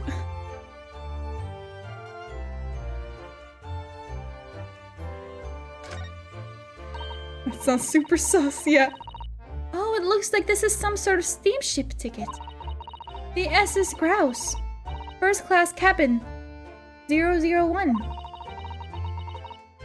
Yokohama departure, 11th September. London arrival, 1st of November. That's the boat that Professor Mikotoba and Judge Jikoku came on from Japan, isn't it? Yes, I think it called at Dunkirk on the north coast of France for a night before finally arriving in Dover. I think it's been almost a year since we arrived in Dover on the SS Buria. It seems a shame not to keep your ticket as a memento of your trip, don't you think? Yes, I agree. I want to know how they're reading all this, right? I have mine safely in my diary. I keep mine in my wallet, so I have it with me at all times. Oh, well, how strange. Where could it have gone?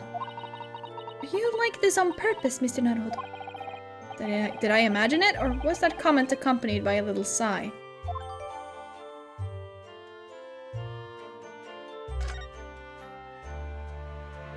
I have like mixed thoughts on cursive, to be honest.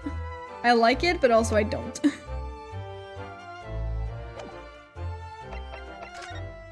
Back to the prison we go.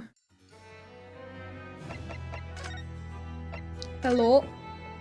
I got this for you. If you just cast your eyes over this, Governor Caden. What's this then? You kinda pull the wool over my eyes. You good-for-nothing's Japanese student. Mikotoba. That young jock from the forensics laboratory. That Mikotoba. Yes, exactly. Him. Oh dear. Perhaps I should have said something sooner. It looks pretty, but I can barely read it depending on the style. Yeah. That's it. I can barely read my own fucking writing. I'm Yujin Mikotoba's daughter, Susato. You're the young man's daughter. And you didn't think to mention that before. I do apologize. Aye. But you best take a seat then.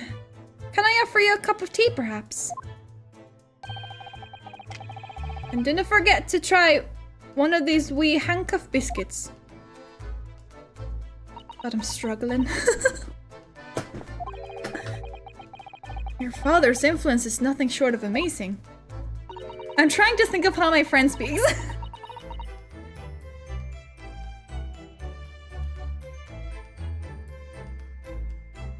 I hope he makes those biscuits himself. Yeah, that would be really cute. I'm bitterly regretting not announcing who I was from the outset now. So then, what can I do for you, Hen? Well, we're currently investigating a case. He's one of your warders, you see. He's gone missing. Missing?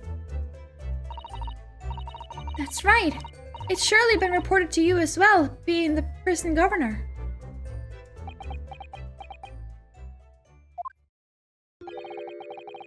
I haven't heard nothing of the sort. There's no missing persons in my prison. Oh. But how can that be? It's Mr. Daily Vigil, your chief warder. Vigil? That's right, his wife came to us and asked us to investigate his disappearance. Let's skip the part about him only going missing yesterday for now. Clearly that means something to him. Would you be so kind as to tell us what you know, sir? Aye, aye. Of course. Alright. We understand that Mr. Vigil is the chief warder here at the prison. Aye, that he was. Strong sense of responsibility and dedicated... I lost it. to the job. No doubt about it. He was a fine warder. I'm fucking leaning more towards Irish, fuck me. Sorry, did you say was? Doesn't work here no more. He left the job. Interesting. Oh my. When was this exactly? There's a question. When was it about? It cannot have been much less than 10 years ago now. What? 10 years ago? He stopped working here 10 years ago. As I minded.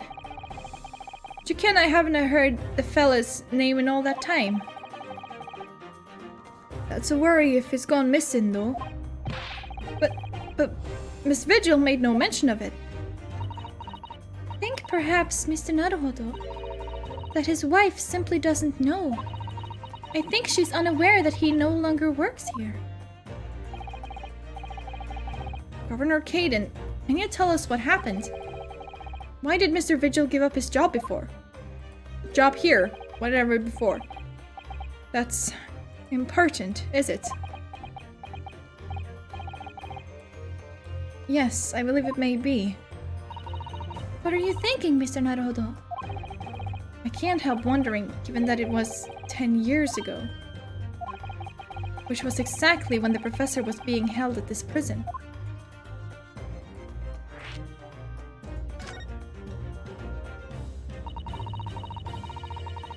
So, Mr. Vigil actually resigned from the position of Chief Warder 10 years ago, you're telling us. What happened to make him leave the job?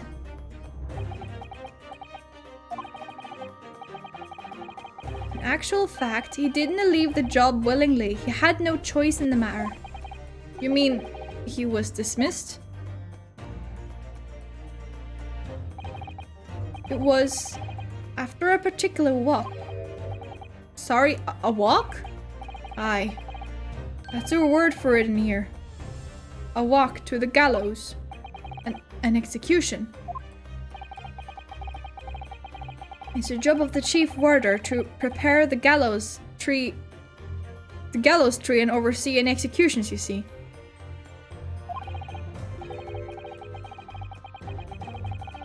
Only Vigil did something unthinkable on that last walk he was manning. What did he do? Talk to us with your face, not your ass. I was like struggling to understand what you meant the first time, and I was like, huh? I'm sorry, but can I reveal that information? But I can tell you that it's very rare for a chief warder to be relieved of this post. But why wouldn't Miss Vigil know about it? She appears to be under the impression that her husband still works here. Wouldn't have ken anything about that, I'm afraid.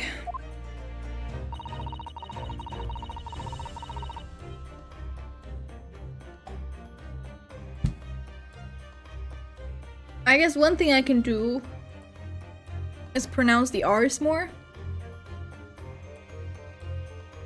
But like my friend doesn't do that. I don't know. Can you perhaps answer one more question about the circumstances of his dismissal? What would that be in? That last execution that Mr. Vigil was responsible for overseeing. Was it by any chance the professor's? My thoughts exactly.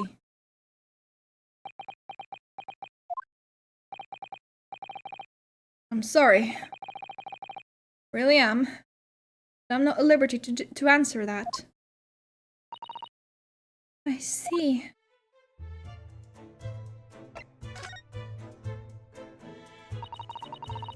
My father came to Britain all those years ago in order to study forensic medicine. But you seem to have been well acquainted. So yes, he was responsible. Most likely, yeah. I mean, there is no way it's just like coincidentally he quit 10 years ago. The dead room, the prison and the cemetery have a lot to do with one another. After all, they need fresh corpses for forensic research, you can. Yes, I can imagine. God, I'm struggling! The advancement of medical science isn't always particularly palatable. Your father worked... No, that's more Irish again. Your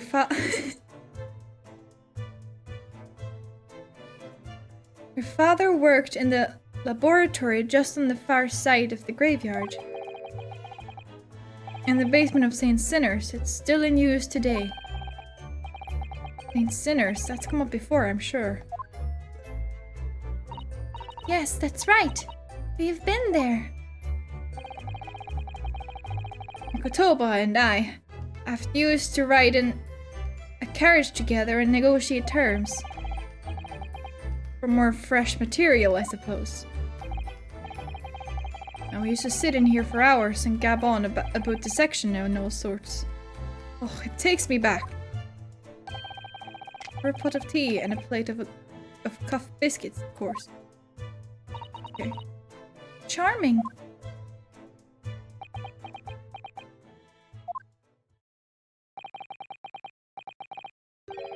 Was a good fella, your father. Reliable and dead set on his work.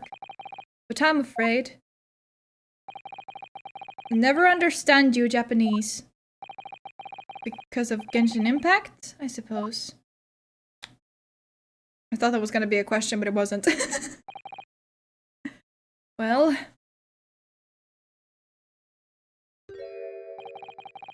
I cannot tell you anything else. Thank you so much for your time, Governor. One moment before you're away, Hin.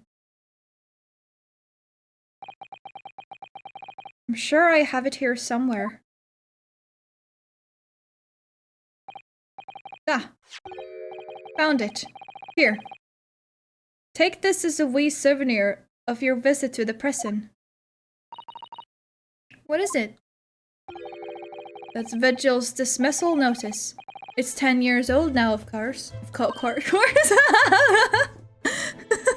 Oh my! Are you sure? It's no trouble at all. It's not the original mind. Okay, thank you very much. Yes, thank you. Let's look at that. Chief Warder Daily Vigil is relieved of his post with immediate effect for having violated Clause 132 of Her Majesty's Code of Conduct for Prisons. All rights to redundancy pay and other financial benefits are fully revoked. Reason for dismissal: aiding and abetting the escape from this prison of convict Genshin just prior to his execution.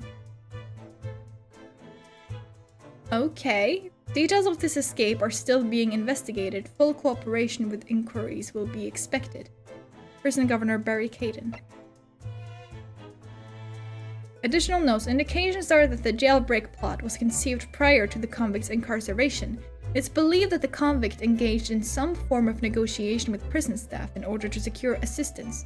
Full disclosure of information regarding these negotiations will be demanded.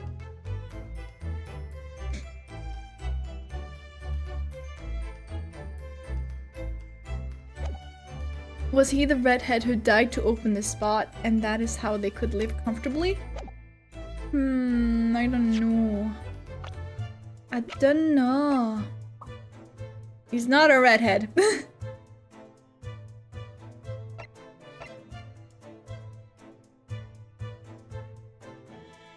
Well, good to know he's not a redhead.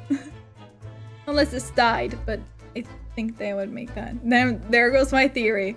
Yeah, it sure does. Why is it not the red-haired one? Capcom, please. Well, in return, do me a favor and never come back here. That case is closed.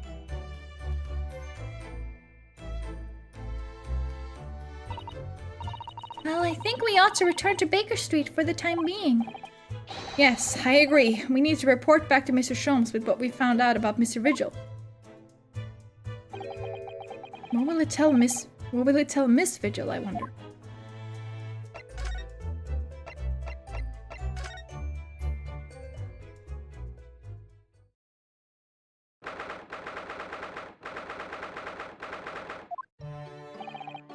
We're back!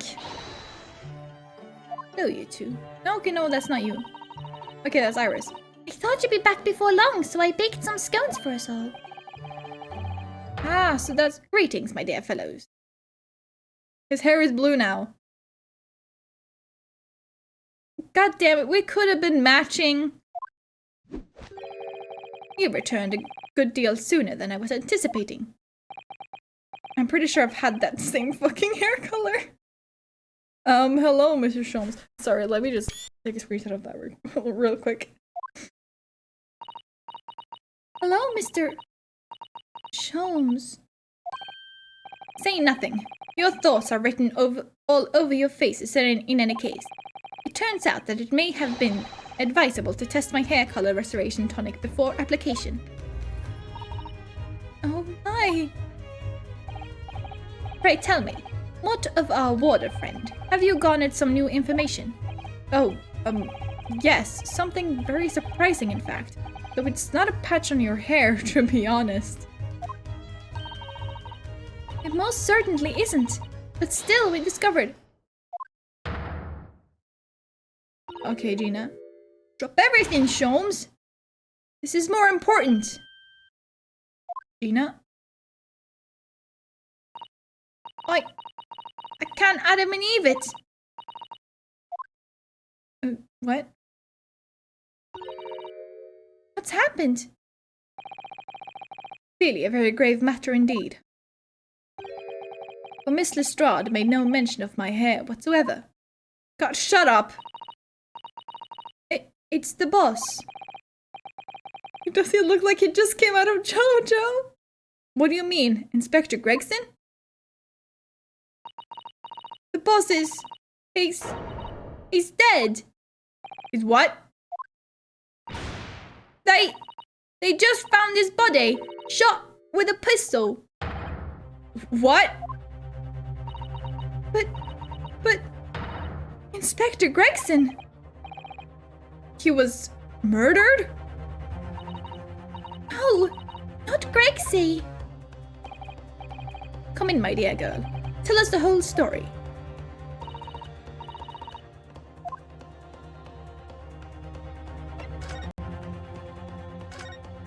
What? You serious, Gina?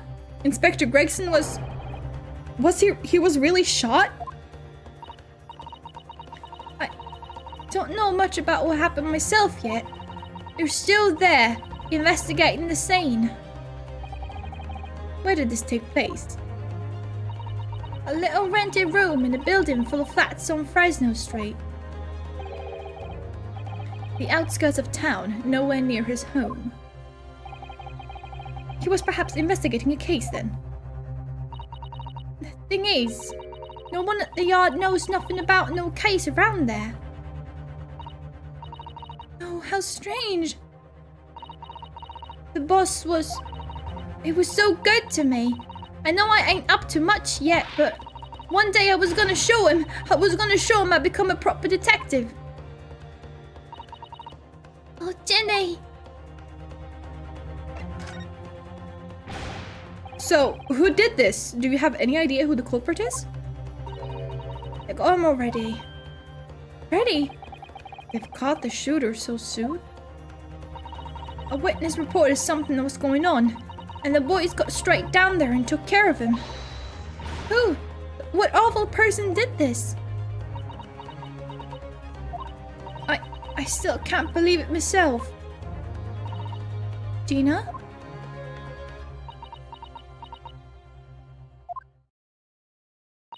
It was the Reaper. You mean Van Zieks, or do you mean the shadow thingy?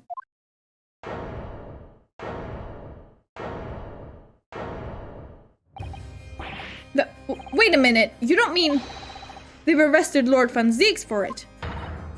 That's right, that Reaper bloke's gone and shot the boss. No, Van Zieks.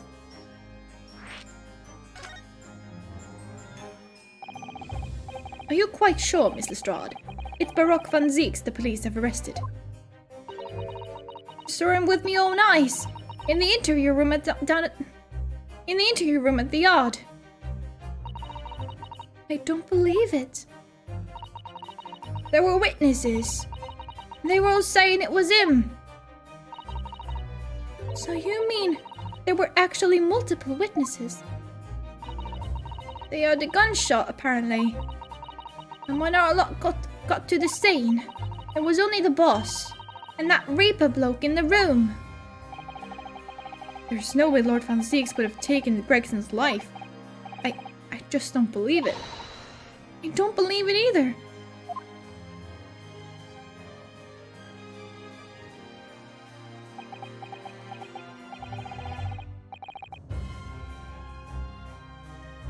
Thank you for informing us, Mr. Lestrade. This really is most terrible news. I'm dreadfully sorry. What you saying sorry for? You didn't do nothing.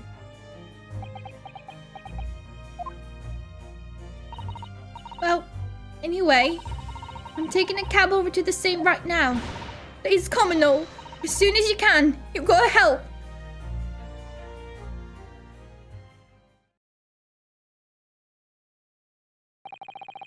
It's a detective's lot to appear wherever some sinister plot is unfolded. Little wonder we all look haggard. Sometimes these things are almost too much for the nerves. Mr. Sholmes. What use is there in being a great detective if I fail to see something like this coming, How could I let this happen to Gregson? To Gregson! Mr. Naruhodo, I shall leave at once to begin my investigations. Of course, yes, we will too. It would be helpful if you could talk to Mr. Reaper and see what you can glean. I'm sure you were intending to do so anyway. Until later then. Inspector Gregson dead, and Lord Van Zieks arrested. Bruno, Circe! I've called you a hansom. It's waiting outside. Thanks, Iris. Shall we, Mr. Soto? Yes.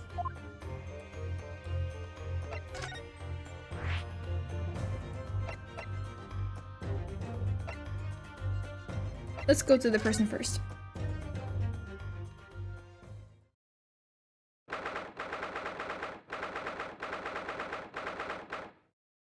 He's just vibing.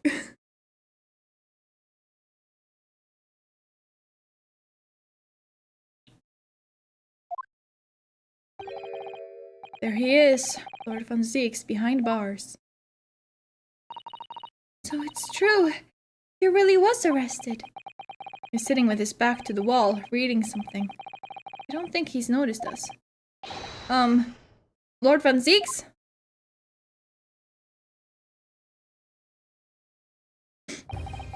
Fancy meeting you here. The last place on Earth I'd like to be, with the last person on Earth I'd like to see. I couldn't very well not come.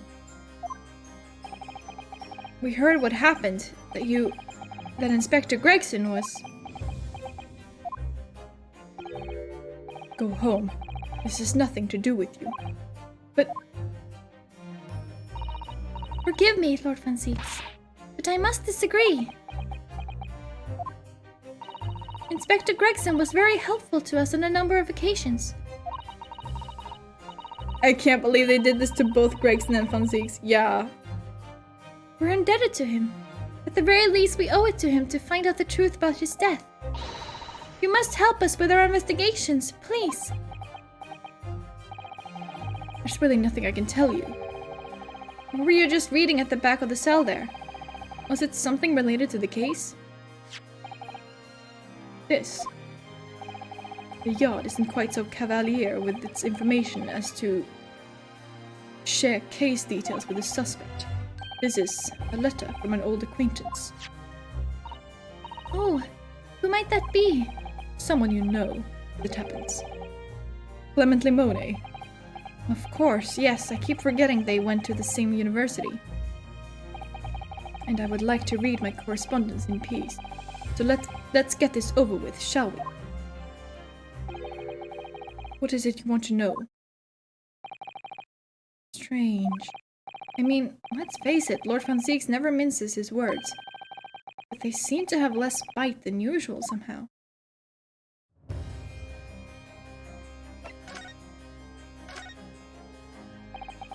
Can you at least tell us your side of the story, Lord Van Zieks?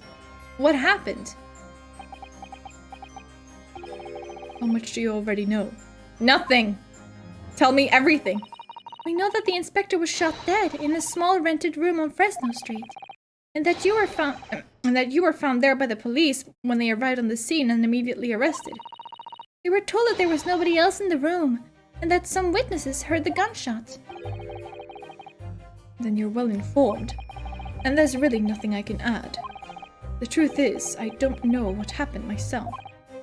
But the gunshot obviously didn't fire the gun, did you?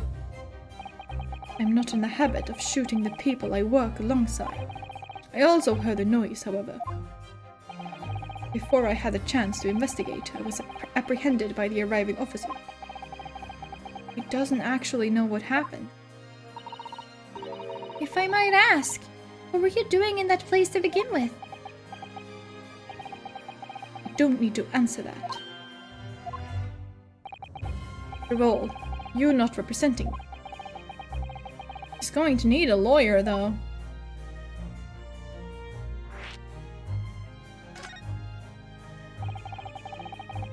Who is going to be representing you in court, Lord Van Zieks? Anyone other than you, I should imagine.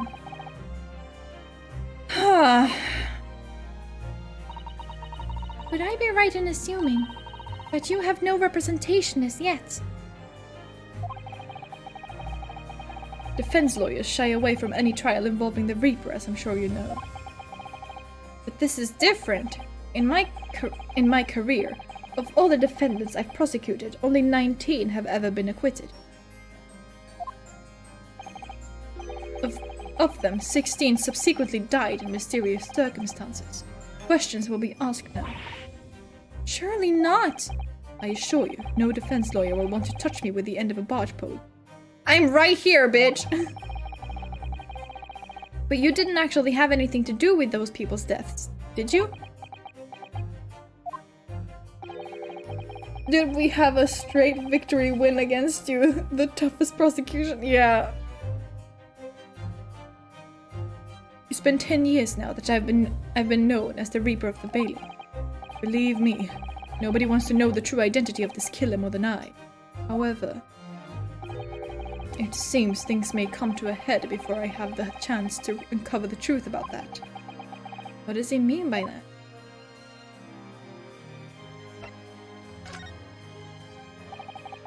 After the trial, Professor Limone was supposed to go straight back to France, I thought. It's a letter to inform me of his safe arrival at home. I arranged this passage by sea and rail. It's a relief, I must say. He should now be beyond the reaches of the Reaper. Because the Reaper doesn't follow people abroad, you mean? Yes, so it seems. Your astute little Nipponese friend, for example. You told me he was keeping well in Japan when I inquired the other day. Yes, that's right, he's an author now, happily working in Tokyo. So Professor Limone is safely back in France now. He is.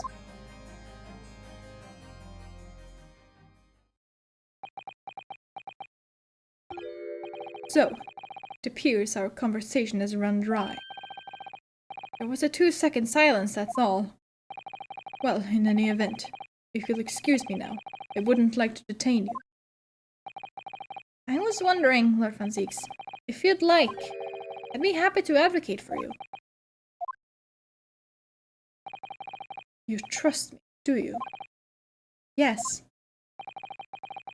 I've heard you speak many times in court. I've seen how you treat people. So I'm quite sure that you would never have taken another's life.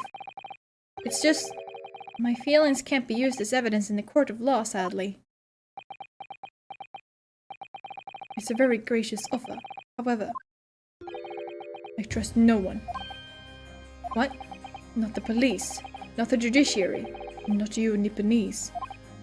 But, please. I have no intention of engaging your services. Oh, fucking damn it. God, you're so annoying. The chasm between us is just too wide and too deep, it seems. I'd appreciate it if you don't visit again. Then neither of us will waste any more time. Okay. Literally no one else will. Maybe he just wants to die. Perhaps we need to dig a little deeper and find out more about Lord Van Zieks and what happened to Inspector Gregson.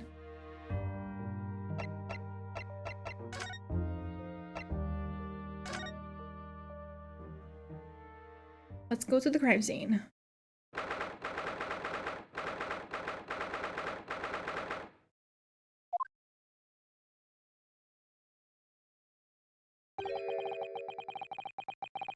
Is this back when suicide...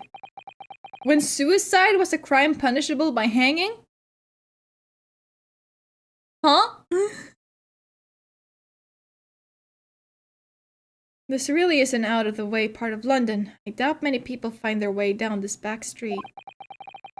So this dust-ridden rented old room is where it happened then. So this is where poor Inspector Gregson lost his life. I see a red wig in the background. Yes, and the police are already hard at work investigating, it seems. I don't see Mr. Sholmes anywhere, though. Perhaps his investigations have taken him elsewhere. Oi! What you think you're doing there?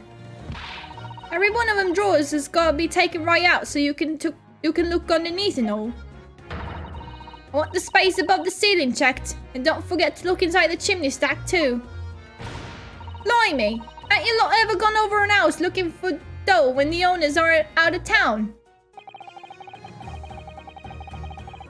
If you try to commit suicide and failed / got caught, you would be sentenced to death for your crime, so task fails successfully, I guess?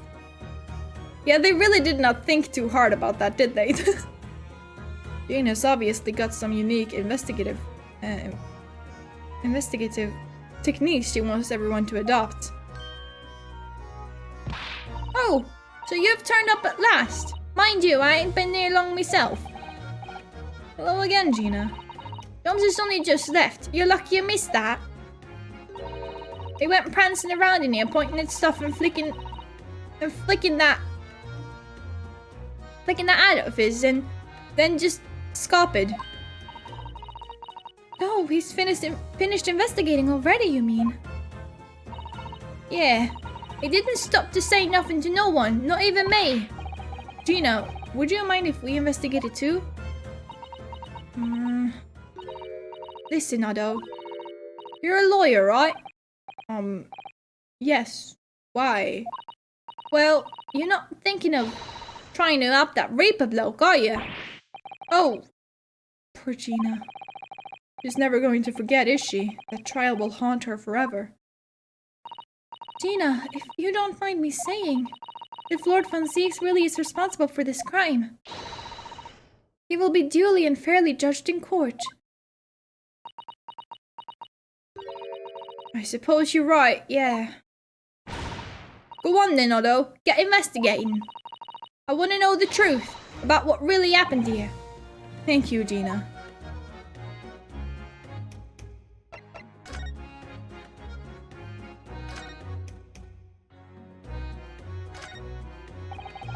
But it's very haphazardly nailed those boards over the broken glass, haven't they?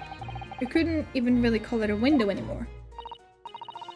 You remember the window in Mr. Natsume's room that was totally blocked up with bricks? This one just at least still let in some light. You could say nothing more about it. I'm starting to feel even more sorry for Mr. Natsume now. I don't know.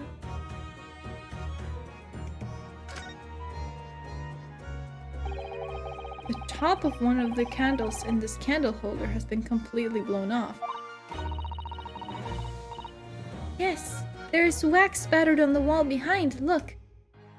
There is? I suppose if a bullet had hit it. It does seem likely that the bullet hit the candle, having first passed through the inspector's body. Ugh. Now that wax on the wall looks like blood to me.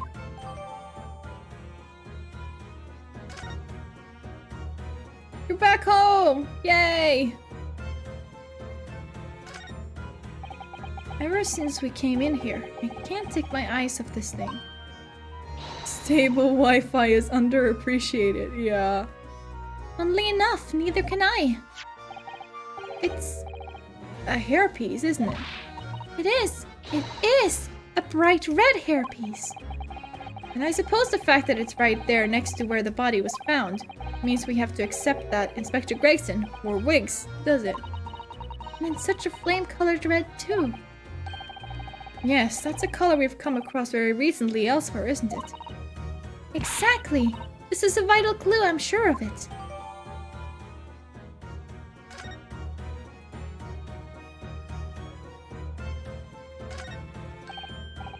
What's this?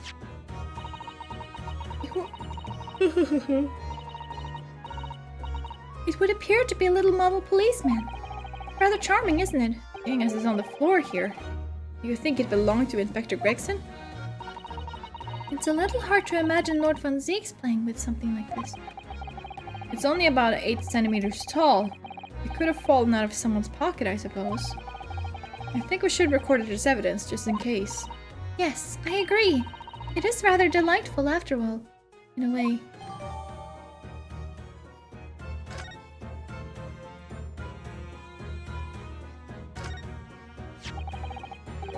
This is presumably the murder weapon, then.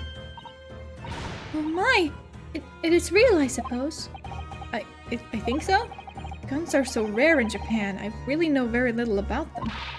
There is one way to know for sure, Mr. Naruhodo. Fire a shot! No.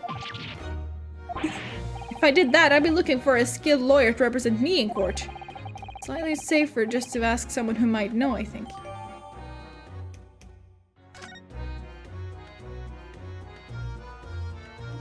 Hey you! What's your name? Excuse me? Sorry, sir, can't see a thing, sir. Too many tears, sir. Right, perhaps I better leave you to your work then.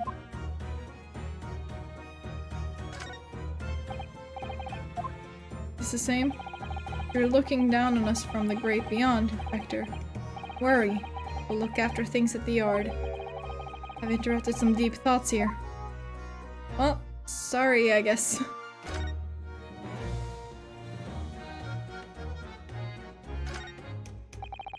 An empty fireplace makes a room feel even colder than it would be otherwise, doesn't it?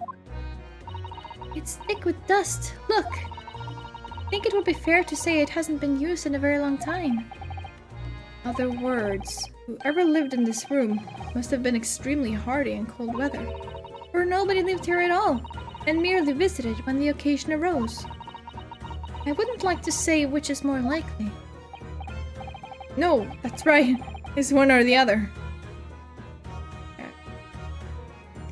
Those are nothing.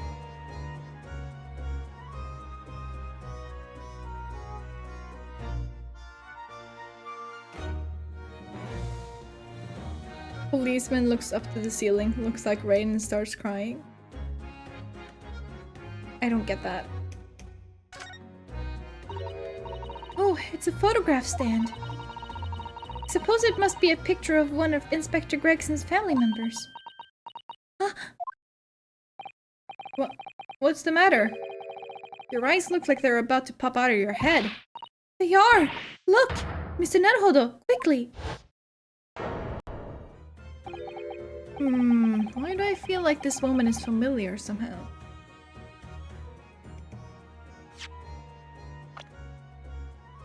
Gee, I wonder.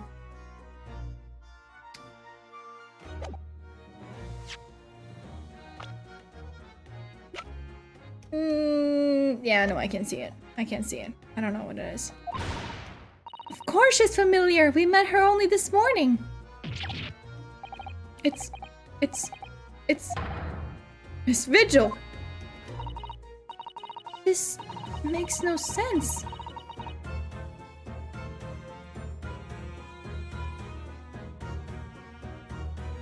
why would there be a picture of Miss Vigil in here?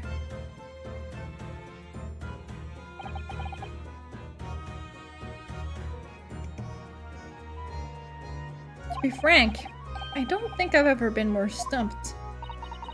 Sorry to say, I have no idea either.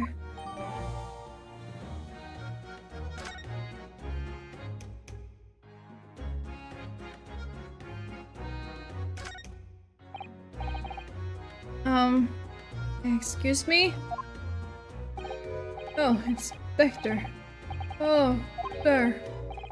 Poor man, he can't possibly be able to focus on investigating when he's so upset. This looks like some sort of notice board or something. And it's absolutely covered in scraps of paper. Mr. Naruhodo, look! This, you mean? An autopsy report, isn't it?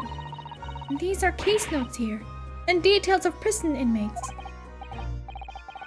Yes, in fact, they're all the sort of documents that only a detective could normally acquire.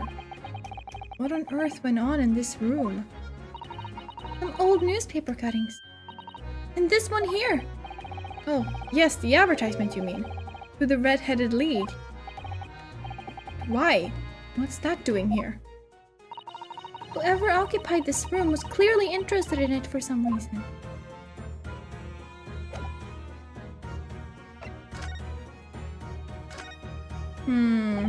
Were they all investigating the Reaper or the Professor?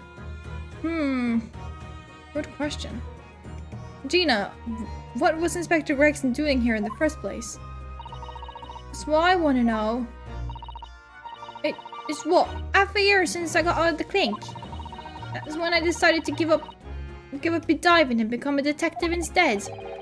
Oh, yes, Mr. Sholmes twisted the inspector's arm to agree to take you on as an apprentice, didn't he? Something like that, I think. Anyway, the point is, I didn't really know much about the boss till then. But it turns out, he's a bit of a legend at the yard. Goodness. Really? They say you managed to solve some really tricky case, just like that. You did? Yup. And ever since then, he started going out on all sorts of investigations, but always on his own. Okay. No one else at the yard even knows what half of the cases he's working on are, apparently. That's not how it's supposed to work, is it? So, what was the legendary inspector doing in a dingy little room like this? I know he had a lot of respect for the Reaper and all. And look at where that landed him. Respect for the Reaper? In what way? I heard him say as much. I take my hat off to that fella, for his words. Not how the general public feels, is it? Most people are terrified of the Reaper. Yeah, the boss said that's exactly why he respected the bloke. I didn't realize Gregson held the Reaper in quite such high regard. He said something else to me, you know. That I didn't need to worry about the Reaper, because he only goes after people who are bad. It did kind of set me mind at ease when he said that. Right. Okay, tell to me about the crime scene. What is this place then? Does anyone live here? Apparently it's being rented by some cove called Hugh Boone. Hugh Boone. What is the pun there? The sort of here today, gone tomorrow name, that, isn't it? Yeah, he's what we call an unidentified person. We haven't been able to get in touch with him. I see. Well, judging from appearances... Huge bone. Maybe. I'd have to say this place hasn't been lived in for a long time. Ever. Right? All the lads from the yard piled down to get stuck into the investigation. But they're so little here. No one knew what to do with themselves. I do wonder. Yes, Mr. Zoto? Well, could it be that this Hugh Boone is in fact Inspector Gregson himself? What? How could that be? Well, if he was investigating on his own, it's quite possible that this was in fact some kind of secret office of his. I never even considered that. It's work, Suze. We're actually following the line of inquiry like that ourselves. You are? If you look around the room, you'll see. There's a few things that hint at it. We should really investigate this place in detail. I already did. Let me just do like another comb over just so I haven't missed anything. Fireplace is fine.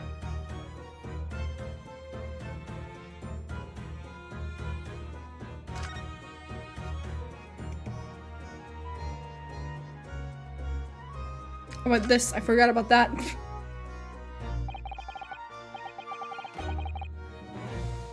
It looks like a face. So, I suppose this is where the victim... That's right. The rope is laid around the body to show exactly how it was found. Or Inspector Gregson himself has already been taken away.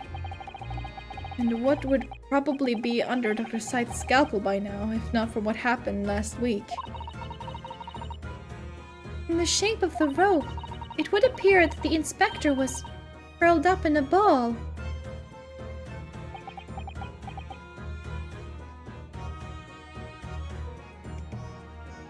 Did Gregson really make up an alias akin to Huge Dick?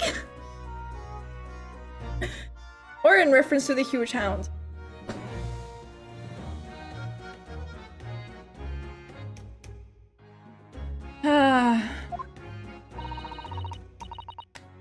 You're feeling alright, Mr. Naruhodo. You look like you've just seen a ghost.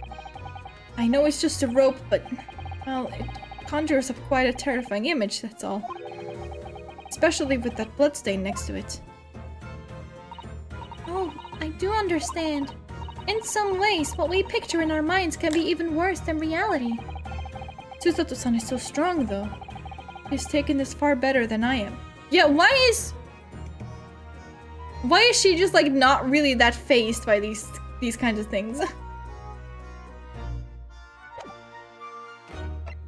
There, now I've looked at everything.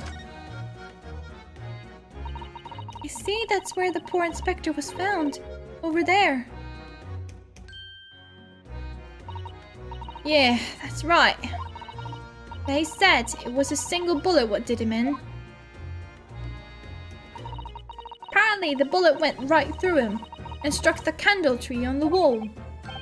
Oh, yes, it's blown one of the candles apart completely. I didn't look at this. Why is that one so much taller than the others? Like, surely you would just replace them at the same time. There are some black marks here, look! Yes, they look like some sort of scorch marks. So perhaps the bullet struck the candle here, you think? It's only this one candle that's been cracked in half, it seems. Yes, I think you might be right. Firearms are rarely used by criminals in Japan, so I'm afraid I'm not particularly knowledgeable about them.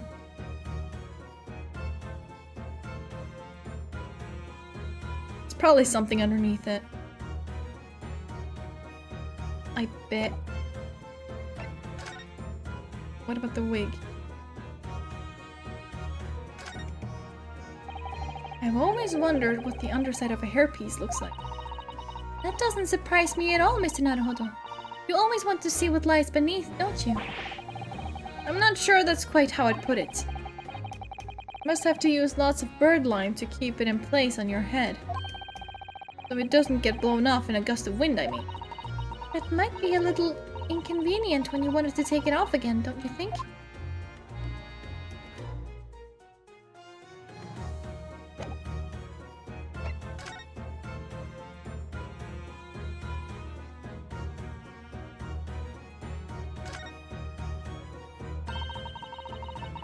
The helmet of this charming policeman appears to be a little worse for wear. I'm not convinced about the charming part, but yes, you're right. The head part looks like it's been fairly heavily manhandled. Almost as if somebody has enjoyed twisting it around and around for fun. Shall we try twisting it around and around too, for fun?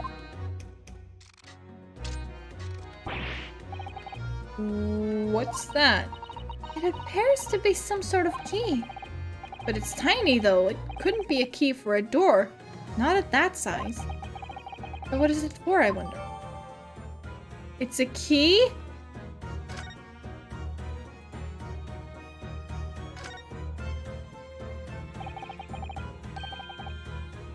Nice placement, by the way. This looks like some sort of key. Yes, it does. A very tiny and simple key. It's a little key doing inside a figurine of a policeman in the first place. And what's it for?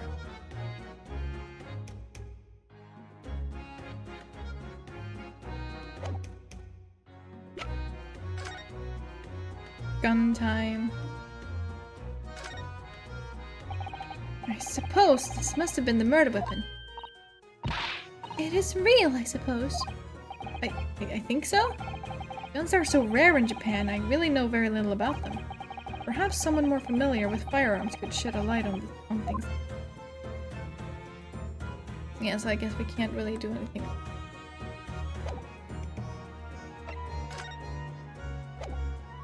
Okay.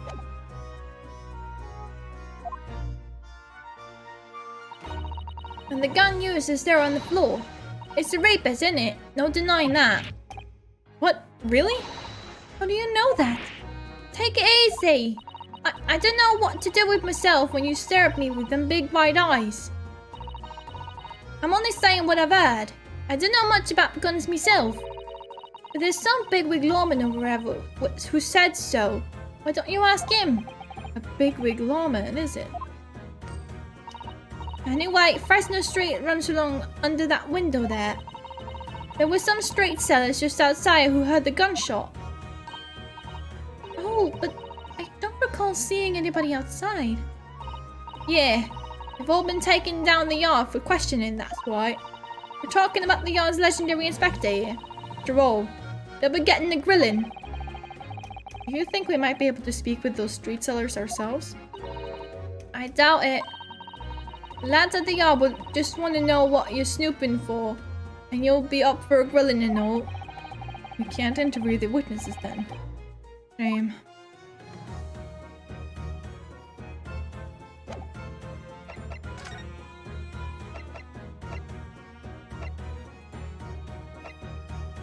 Time to show stuff. Gina, what do you make of this? No?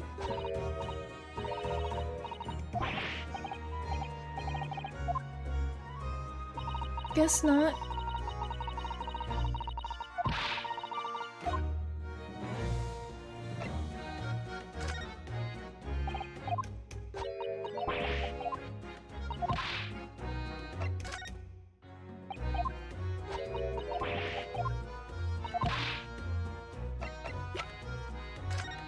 Gun. Nope.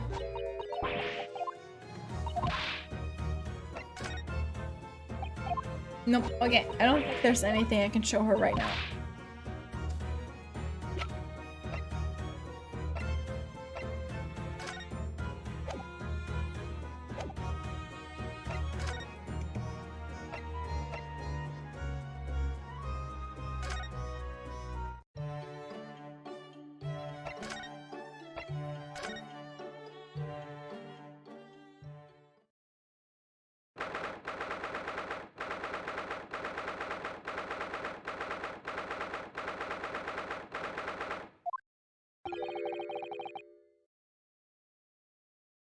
You've made good time.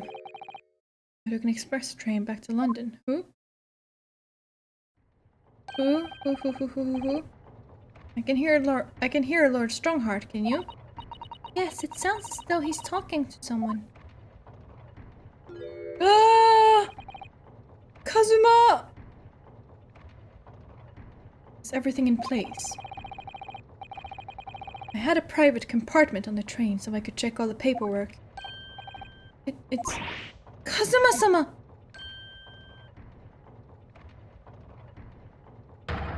Ah! Your timing is impeccable. It is? No doubt you have heard the sickening news. About the Reaper's latest devilry. Yes. He said Cosmo was not in London. Yeah, he did. I'm sure you don't believe it, of course, though, Lord Strongheart. That Lord Van Zieks would have done such a thing to Inspector Gregson. And I believe only in the facts. And the facts in this case point to one thing. The unavoidable accusal of Lord Van Zieks for this crime. We must bring charges against the Reaper for taking the life of our legendary detective. No, oh no! Surely not! It's a truly regrettable situation. Tomorrow, the Forensic Science Symposium finally begins. At the very least, though, we can show the world our justice system's swift and equitable processes. So, does that mean the trial is tomorrow? Precisely. In fact, this is a fine opportunity for introductions. Zuma. Ah, but of course. You're already acquainted, aren't you? Mr. Asogi here will be present at tomorrow's proceedings, leading the prosecution. Wait, what? Kazuma? I'm sure you're aware, he's a very capable practitioner of law. Kazuma-sama, a prosecutor. Why do I feel like Strongheart is involved in this somehow? So many things he has done are so sus. Yeah. I won't be surprised if he is behind everything in the end. Like, he is like the main bad. Like, he is the final villain we have to fell.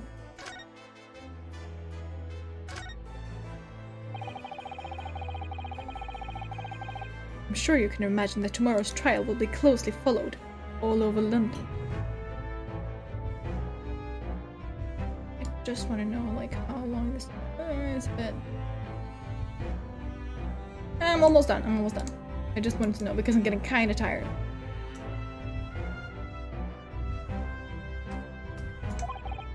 In fact, no. People all over the Empire will be watching closely to see how it unfolds.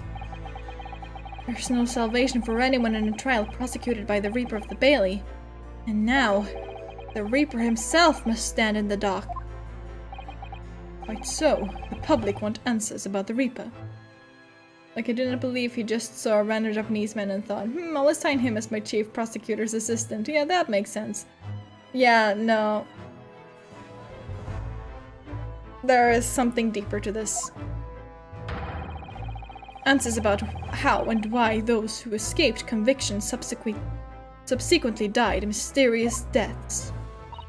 But Lord Van Zieks firmly denies any involvement in such matters. And there have been thorough investigations that have proven... Sorry, that wasn't gonna skip. And there have been thorough investigations that have proven him to be innocent.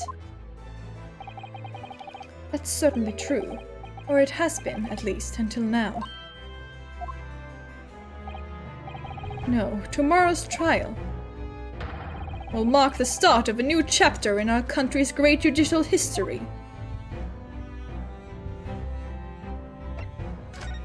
Okay. So, Kazuma will be prosecuting tomorrow. That's right. But he's a defense lawyer, Lord Strongheart. Accomplished young law practitioners cannot pick and choose their role.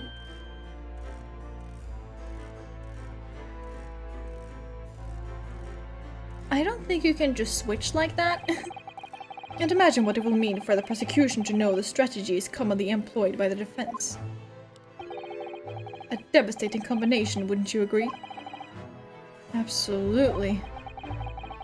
I have no doubt at all that Kazuma will be razor sharp as a prosecutor. But why Kazuma-sama? There are surely many other highly skilled prosecutors in Great Britain. It was a personal request. I asked to be assigned to the trial. You asked for this? But why? It'll all become clear tomorrow. I'm guessing you intend to stand for the defense, don't you? I mean, yeah, but he won't really let me. Although, the Reaper appears to be turning down all offers of representation. Wait, he's turning down everyone? He doesn't want...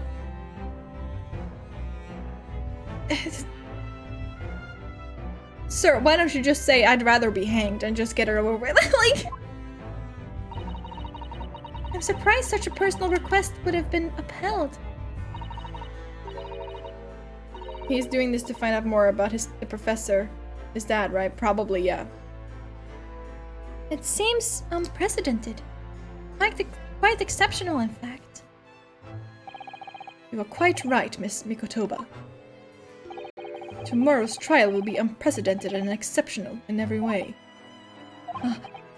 After all, the accused is one of Britain's greatest prosecutors, the pride of the Empire.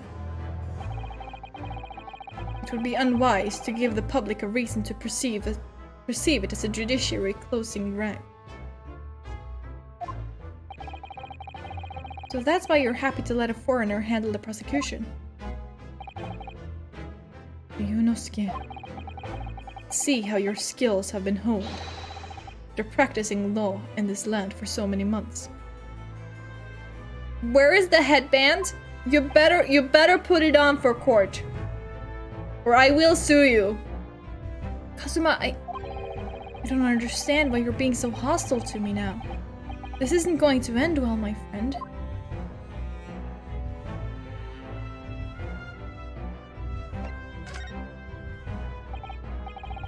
Oh, yes, we noticed that there was a gun at the scene of Inspector Gregson's death. Do you know if it belongs to Lord Van Zieks? That would be a question for the lead detective investigating the scene. Well, the thing is, she wasn't sure, so she told me I should ask somebody higher up who might know. That's right, Mr. Naruhodo. Be direct. Certainly a model that's issued to all personnel involved in law enforcement, yes. Which includes prosecutors, as I'm sure you can imagine. In that case, it could actually have belonged to the victim. No, Gregson had his gun on his person. What about Lord Van Zieks? What if they were switched? He claims it's currently not in his possession. What? According to his story, he lost it. In short, it's more than a little sussy. But just because the gun in question is the same type as the defendant's, is no proof that it's actually his. No, of course not. Nevertheless, the situation is grave for Lord Van Zieks.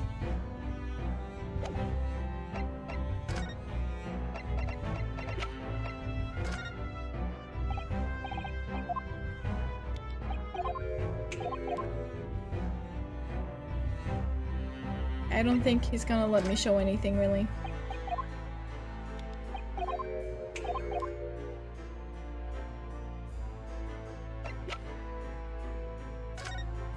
The key? No. I guess not.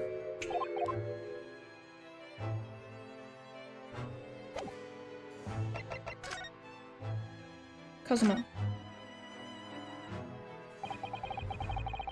I'm sorry for all the worry, of course, but it'll be alright now.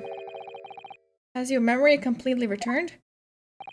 Yes, completely. I remember everything, including what I was coming here to do. Right. Kazuma-sama, can't tell you how happy I am to see you alive and well like this. But how did you come to be here in London when you were suffering from amnesia? It was that voice. The voice.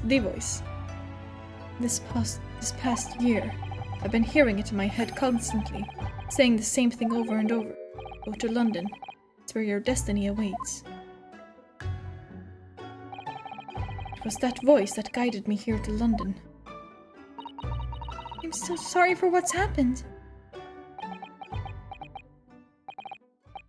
Anyway, my memory might have returned to me, but there's something that won't return to the way it was before. What do you mean? I'm a prosecutor now, but I'm sure our paths will cross again very soon.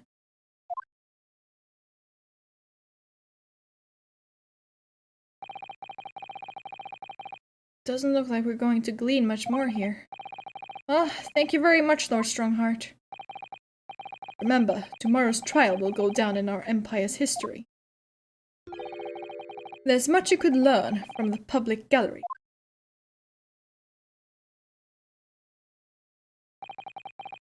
Sorry to have taken up so much of your time. We'll see ourselves out. Hold it! Before you go, Ryunosuke. Oh, what is it, Kazuma? I just want to thank you. Kazuma-sama... What? You took my determination to heart and brought it with you over the ocean in my stead. And you carried out my role to perfection. We always were intent on studying British law in order to change our own justice system. It was your dream, and Mr. Naruhodo didn't want that to die with you. Yes, but I had another purpose for coming here. I actually have a favor to you. Which is... this trial I'll be prosecuting tomorrow. I'd like you to be there to see how it ends. Right in front of you. As the defense counsel. I'm trying! Why? What's this all about? He's played Ace Attorney and he's like, God, we gotta try this, bestie. Like, I know you have what it takes. But Lord Van Zieks would never put his fate in my hands. On the contrary, he recognizes your talent. Does? It's not easy to see behind the facade sometimes. Here, have a look at this.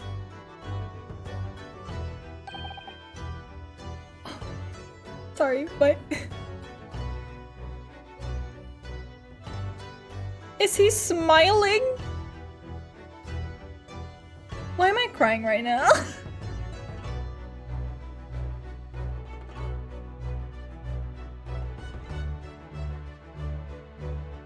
I assume that's Clint too then. That's Lord Van Zieks and Inspector Gregson. In a photograph that must have been taken some time ago by the look of it. And who's the third person?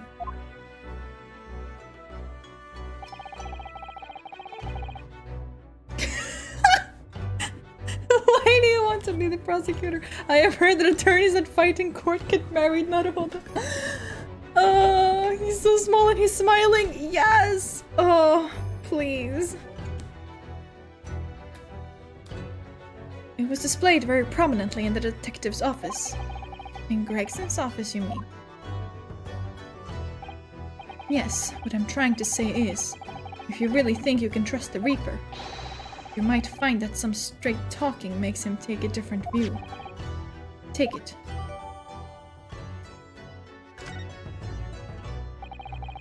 I don't understand. Why are you giving me this? Just hurry, Ryunosuke. Visiting hours at the prison are almost over. What are you doing, Kazuma?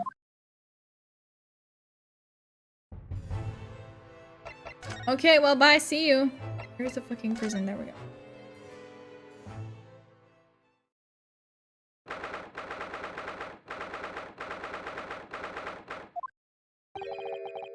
Lord Van Zieks is still reading that letter. That must be a long-ass fucking letter. Or he's read it like 50 times already. We've been gone quite some time, though. Either he's an incredibly slow reader, or it's an incredibly long letter. I might even be able to read English faster than he can. I was intending to ignore you entirely. But I can't turn a deaf ear to such an insulting Nipponese. Oh, sorry. I didn't think you'd hear that. I had the case notes brought to me in secret. I was reading them to pass the time. Yes, we heard that your trial is set for tomorrow. Which is none of your business. So, have you found a lawyer? How many times must I reiterate the same thing? This has nothing to do with you. That's usually why you get a lawyer? Because they have nothing to do with the case, but they're there to speak for you. Huh? We'll make this our business. What? In other words, no. We were just talking to Lord Strongheart, and the prosecutor for your trial has been decided. I'd expect nothing less, though I have no idea who it is. It's going to be Kazuma Sogi. Sogi. That made the color drain from his face. Yeah, you would think so. Well then. It seems I'm going to have to engage in conversation with you again after all. Sorry. What a mood. I didn't know you were so relatable.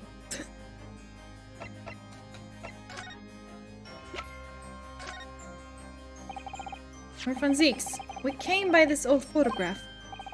Where did you get that? It was taken when I became a qualified prosecutor. I'm gonna cry. It's almost unbelievable. I assumed it was long lost. The son of your brother's killer is going to be aiming for your hanging. Yay! We love it! Is the man on the left there? Yes, that's my brother, Clint.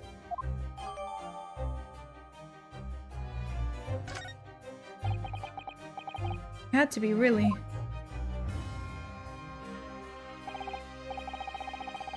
Apparently, this picture was prominently displayed in Gregson's office. He had a deep respect for you, you know? Were you aware of that? Respect? That's nonsense. No, we've heard someone attest to it very clearly. Inspector GINA Lestrade, no less. Well, maybe once, yes. There was a time things were like that. We were brothers in arms, jovially discussing the future of justice and other such lofty subject matter.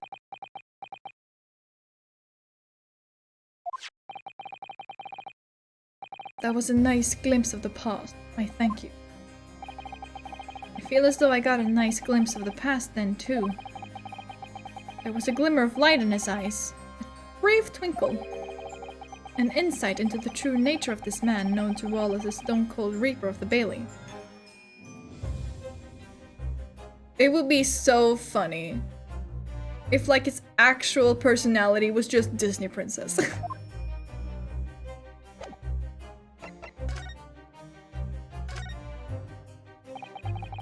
10 years ago, my older brother, who was the director of prosecutions at the time, was murdered. And the killer, as you know, was a visiting student from the Far East. Not a single day goes by when I don't curse the name Asogi. Genshin Impact. His cousin was someone's father. So what cruel twist of fate is this now? 10 years later. The man's son is to crucify me in some kangaroo court. I still don't understand why Lord Strongheart apprenticed Kazuma to you. Like in secret when no one is looking, he sings musicals to animals, dances around, and is just genuinely cheerful. Love that. It's what he does. No doubt he knew of the young man's true identity from the outset. But what could he have been hoping to achieve? And let's not forget that it was only 8 days ago that Kazuma recovered from his amnesia. Why would Lord Strongheart assign this trial to somebody like that? Asogi. That name is a very epitome of my bane. The bane that is you Nipponese. Yeah, we got it last time, it's fine, move on. Right, your hatred of all us Japanese because of one Japanese man. Makes sense, I guess. People still do that to this very day. I'd only just been appointed as a prosecutor when it happened 10 years ago. My brother Clint, director of prosecutions, was hunting down a mass murderer. A so-called professor. Assigned to the investigation as his partner was a certain visiting student dispatched from Scotland Yard. And that was Genshin Impact. Exactly.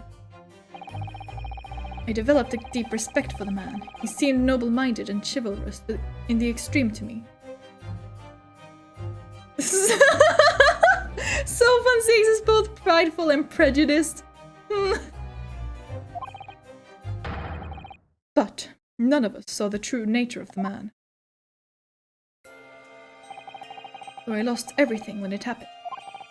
My esteemed brother, the people I believed in, and any semblance of right prevailing over wrong. No, how awful.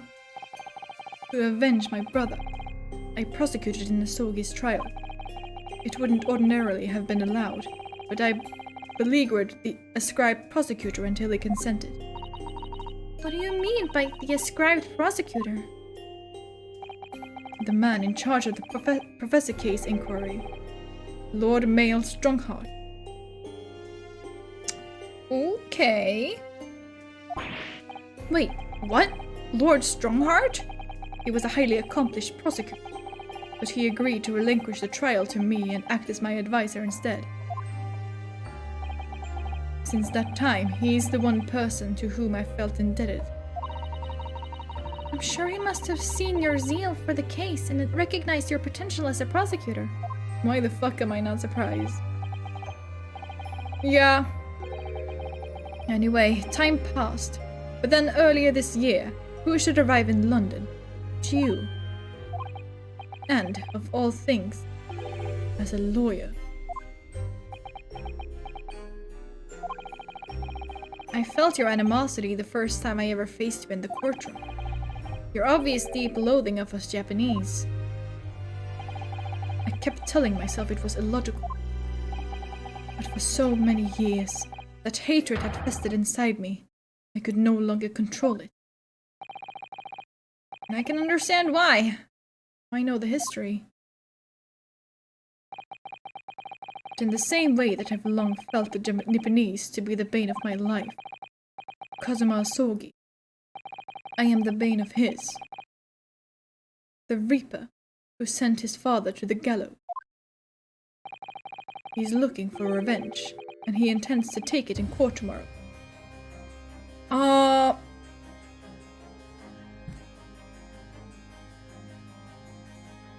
understand why you might read into it that way.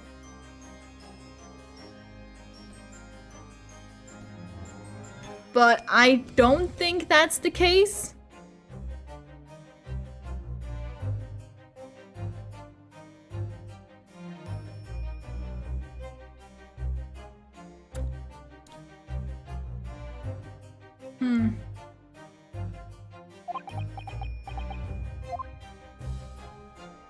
He saw Kazuma's sword shop the waxwork of his dad, right?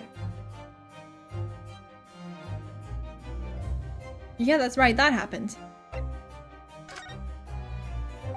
Anyways, about Gregsy. Gregson's transfer to the Paris police prefecture had finally been arranged for the coming month. But he'll never make it to France now. It's a tragedy. Oh yes, come to think of it, he did mention something about that, didn't he? I wonder, does it happen often?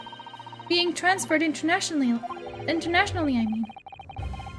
It's the first time I've ever encountered it. The Paris police welcoming an English detective is almost inconceivable. I can't imagine what kind of magic Gregson must have worked to put that arrangement in place. It sounds like that mystery has even the Reaper perplexed. Stop calling him the Reaper! I'm afraid to say. They're like, no, but the Reaper isn't him, but then they continue to call him the Reaper. Like, hello? That we were very ignorant about Inspector Gregson's standing. We hear that he was considered something of a legend at Scotland Yard. Again, it was 10 years ago that he first made a name for himself, by uncovering a decisive piece of evidence that exposed the professor's identity. If it wasn't for Gregson's singular approach to the case, the discovery would never have been made.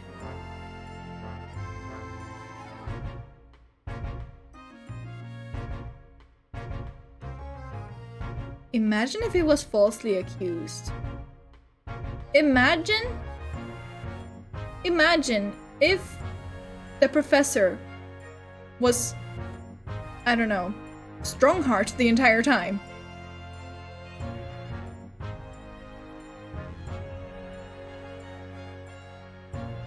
Or something like that. Someone up in the ranks. Okay, aristocracy.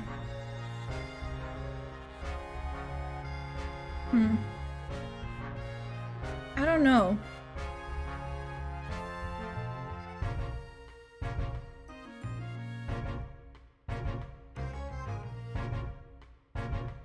I want to know what this decisive evidence was.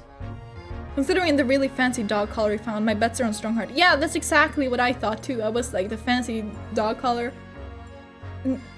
No way it came from a fucking Japanese student, I'm sorry.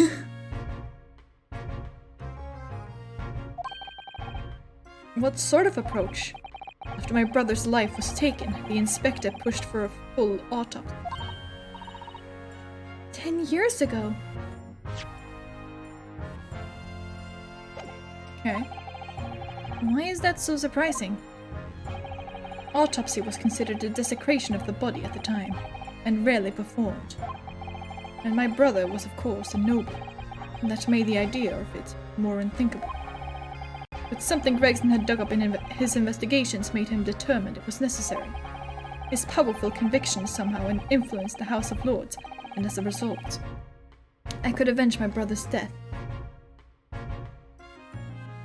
I'm going to travel around the world. Let me just pack my clothes, my books, and my huge dog collar. Yeah.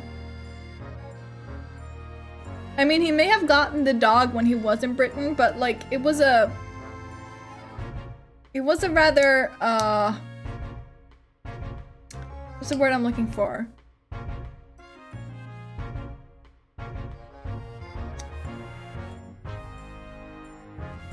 Like,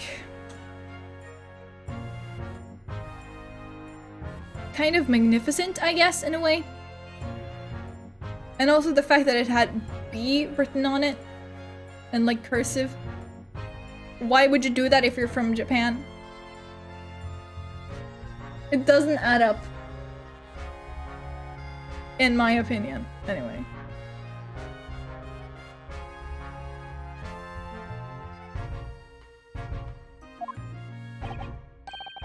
So, you must have had great confidence in the inspector's abilities then. And it's even more inconceivable that you would have taken his life. Inspector Gregson.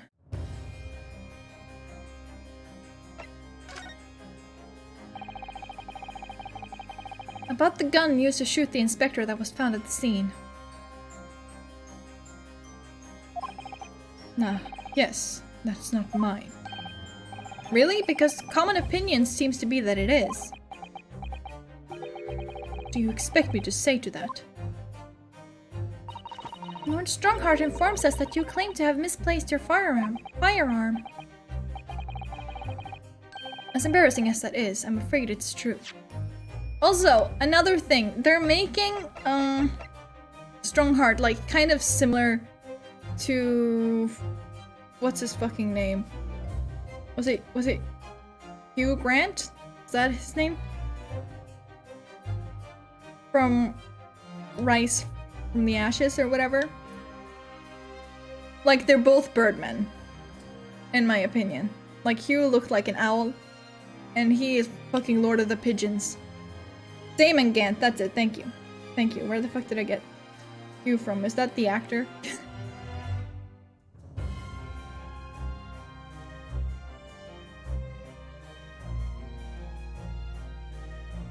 Damon Gant, yes. Hugh Boone, maybe. Yeah, but like, they're making them like kind of similar in a way. And Damon was a villain. So we're just expected to believe that this guy is not a villain. Like, I've been like, kind of, I don't want to say I've known since the beginning. I haven't. But But he has given me like certain vibes since the beginning that I was just like not vibing with, you know, like something is up there. Don't know what it is. Don't know if it is.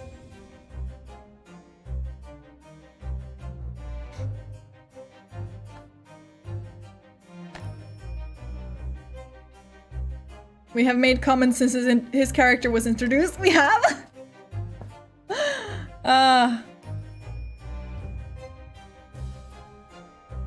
He just seems too sus to ignore. Yeah, exactly. And like, the dog collar bothers me so much. Like this extravagant dog collar.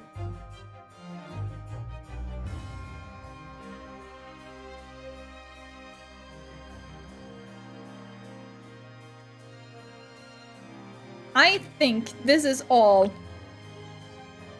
Strongheart just pulling strings in the background. I won't be surprised if he was the one who killed Gregson.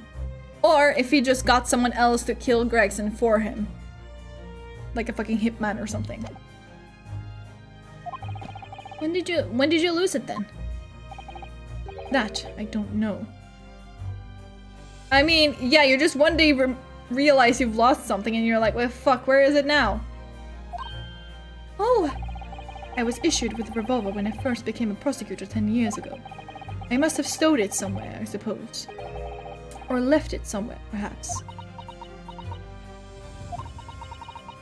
I have something in common with Lord Franziques after all, Mr. Naruhodo. A talent for misplacing things. This has nothing to do with me. Don't drag me into it. Don't make the mistake of associating me with this Nipponese.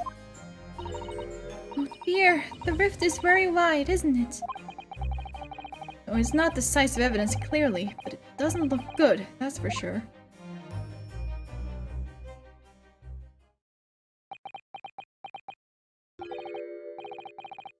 If I knew where and when I lost something, I wouldn't have lost it. True. Mr. Naruhodo. That's the first time he's ever used my actual name. I've lost all confidence in my country's justice system. I don't trust the police, the judiciary, or lawyers. But there's still one thing I'm willing to believe in. What's that? That which you see in the eyes of another across the courtroom. A simple determination to know the truth. Lord Franziques. From the very first time we clashed in the Bailey almost a year ago now, I couldn't deny it, even though I ideally wished I could. Here was a loathsome Nipponese who has absolute integrity as a lawyer. There are only two other men I've known with that same look in their eye. My brother, Clint, and Genshin Impact. The man he idolized and the man who betrayed his trust in the most hideous way. You know, I can understand you have trust issues. When you showed me that photograph just now, it reminded me. You mean this photograph? Back then I was able to laugh. I was free of the shackles of mistrust that plague me now. I look to the future with hope. Since then, I've protected myself against betrayal by refusing to trust anyone. But at times, the mire into which I've sunk makes it almost impossible to breathe. I'm so sorry. So, the Naruhodo. I want to believe in that look in your eye. I need to believe in it. In tomorrow's trial, will you advocate for me? Yes! Hell yes, let's go! Of course I will. It would be an honor. I'm so pleased, Mr. Naruhodo. And my life is in your hands.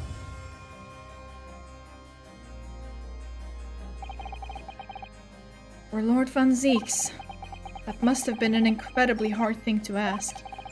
Which is why I simply cannot let the man down. We will defend you in the trial, then get you to a therapist, my man. You need it, yeah. Tomorrow, in the Old Bailey, against my old friend, Kazuma. Whoa. This is so exciting. God.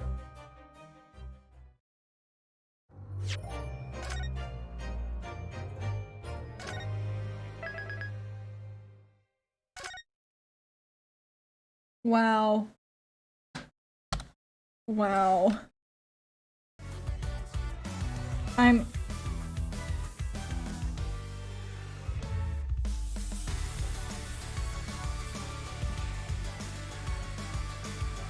So like 3 hours I spent on that. No, that seems about right.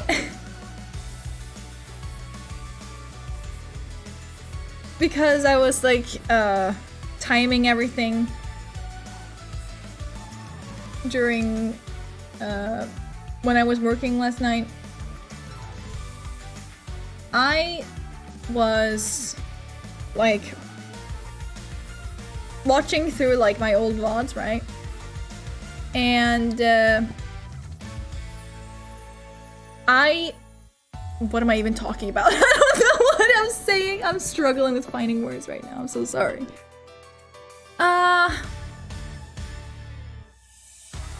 The music is a bit loud for me right now, so I can't really hear my own thoughts.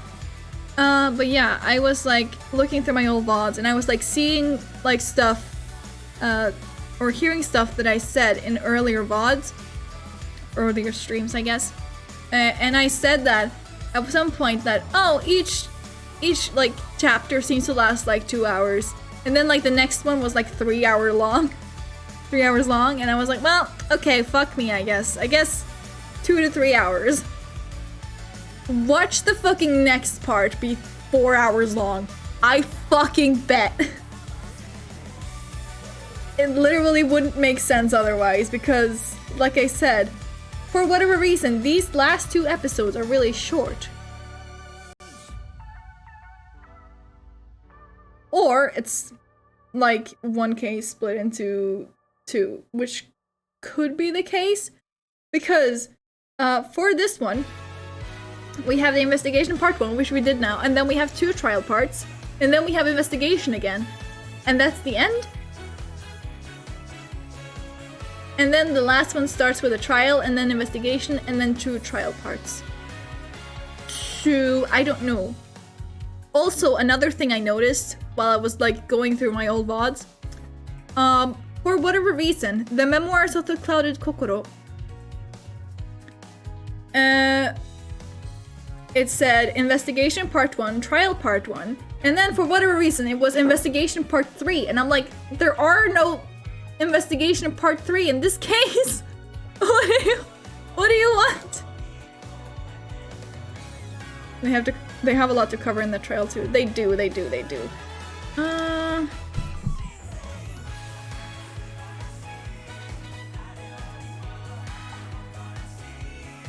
I want to see.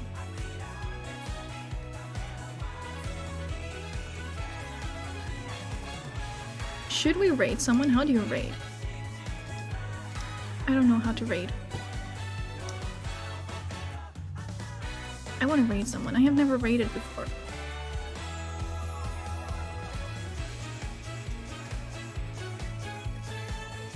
How do work? I don't know how that works. Do I need to follow them first?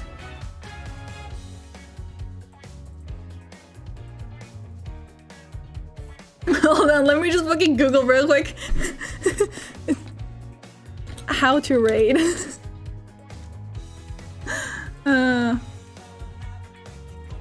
Okay, okay. That's not too bad.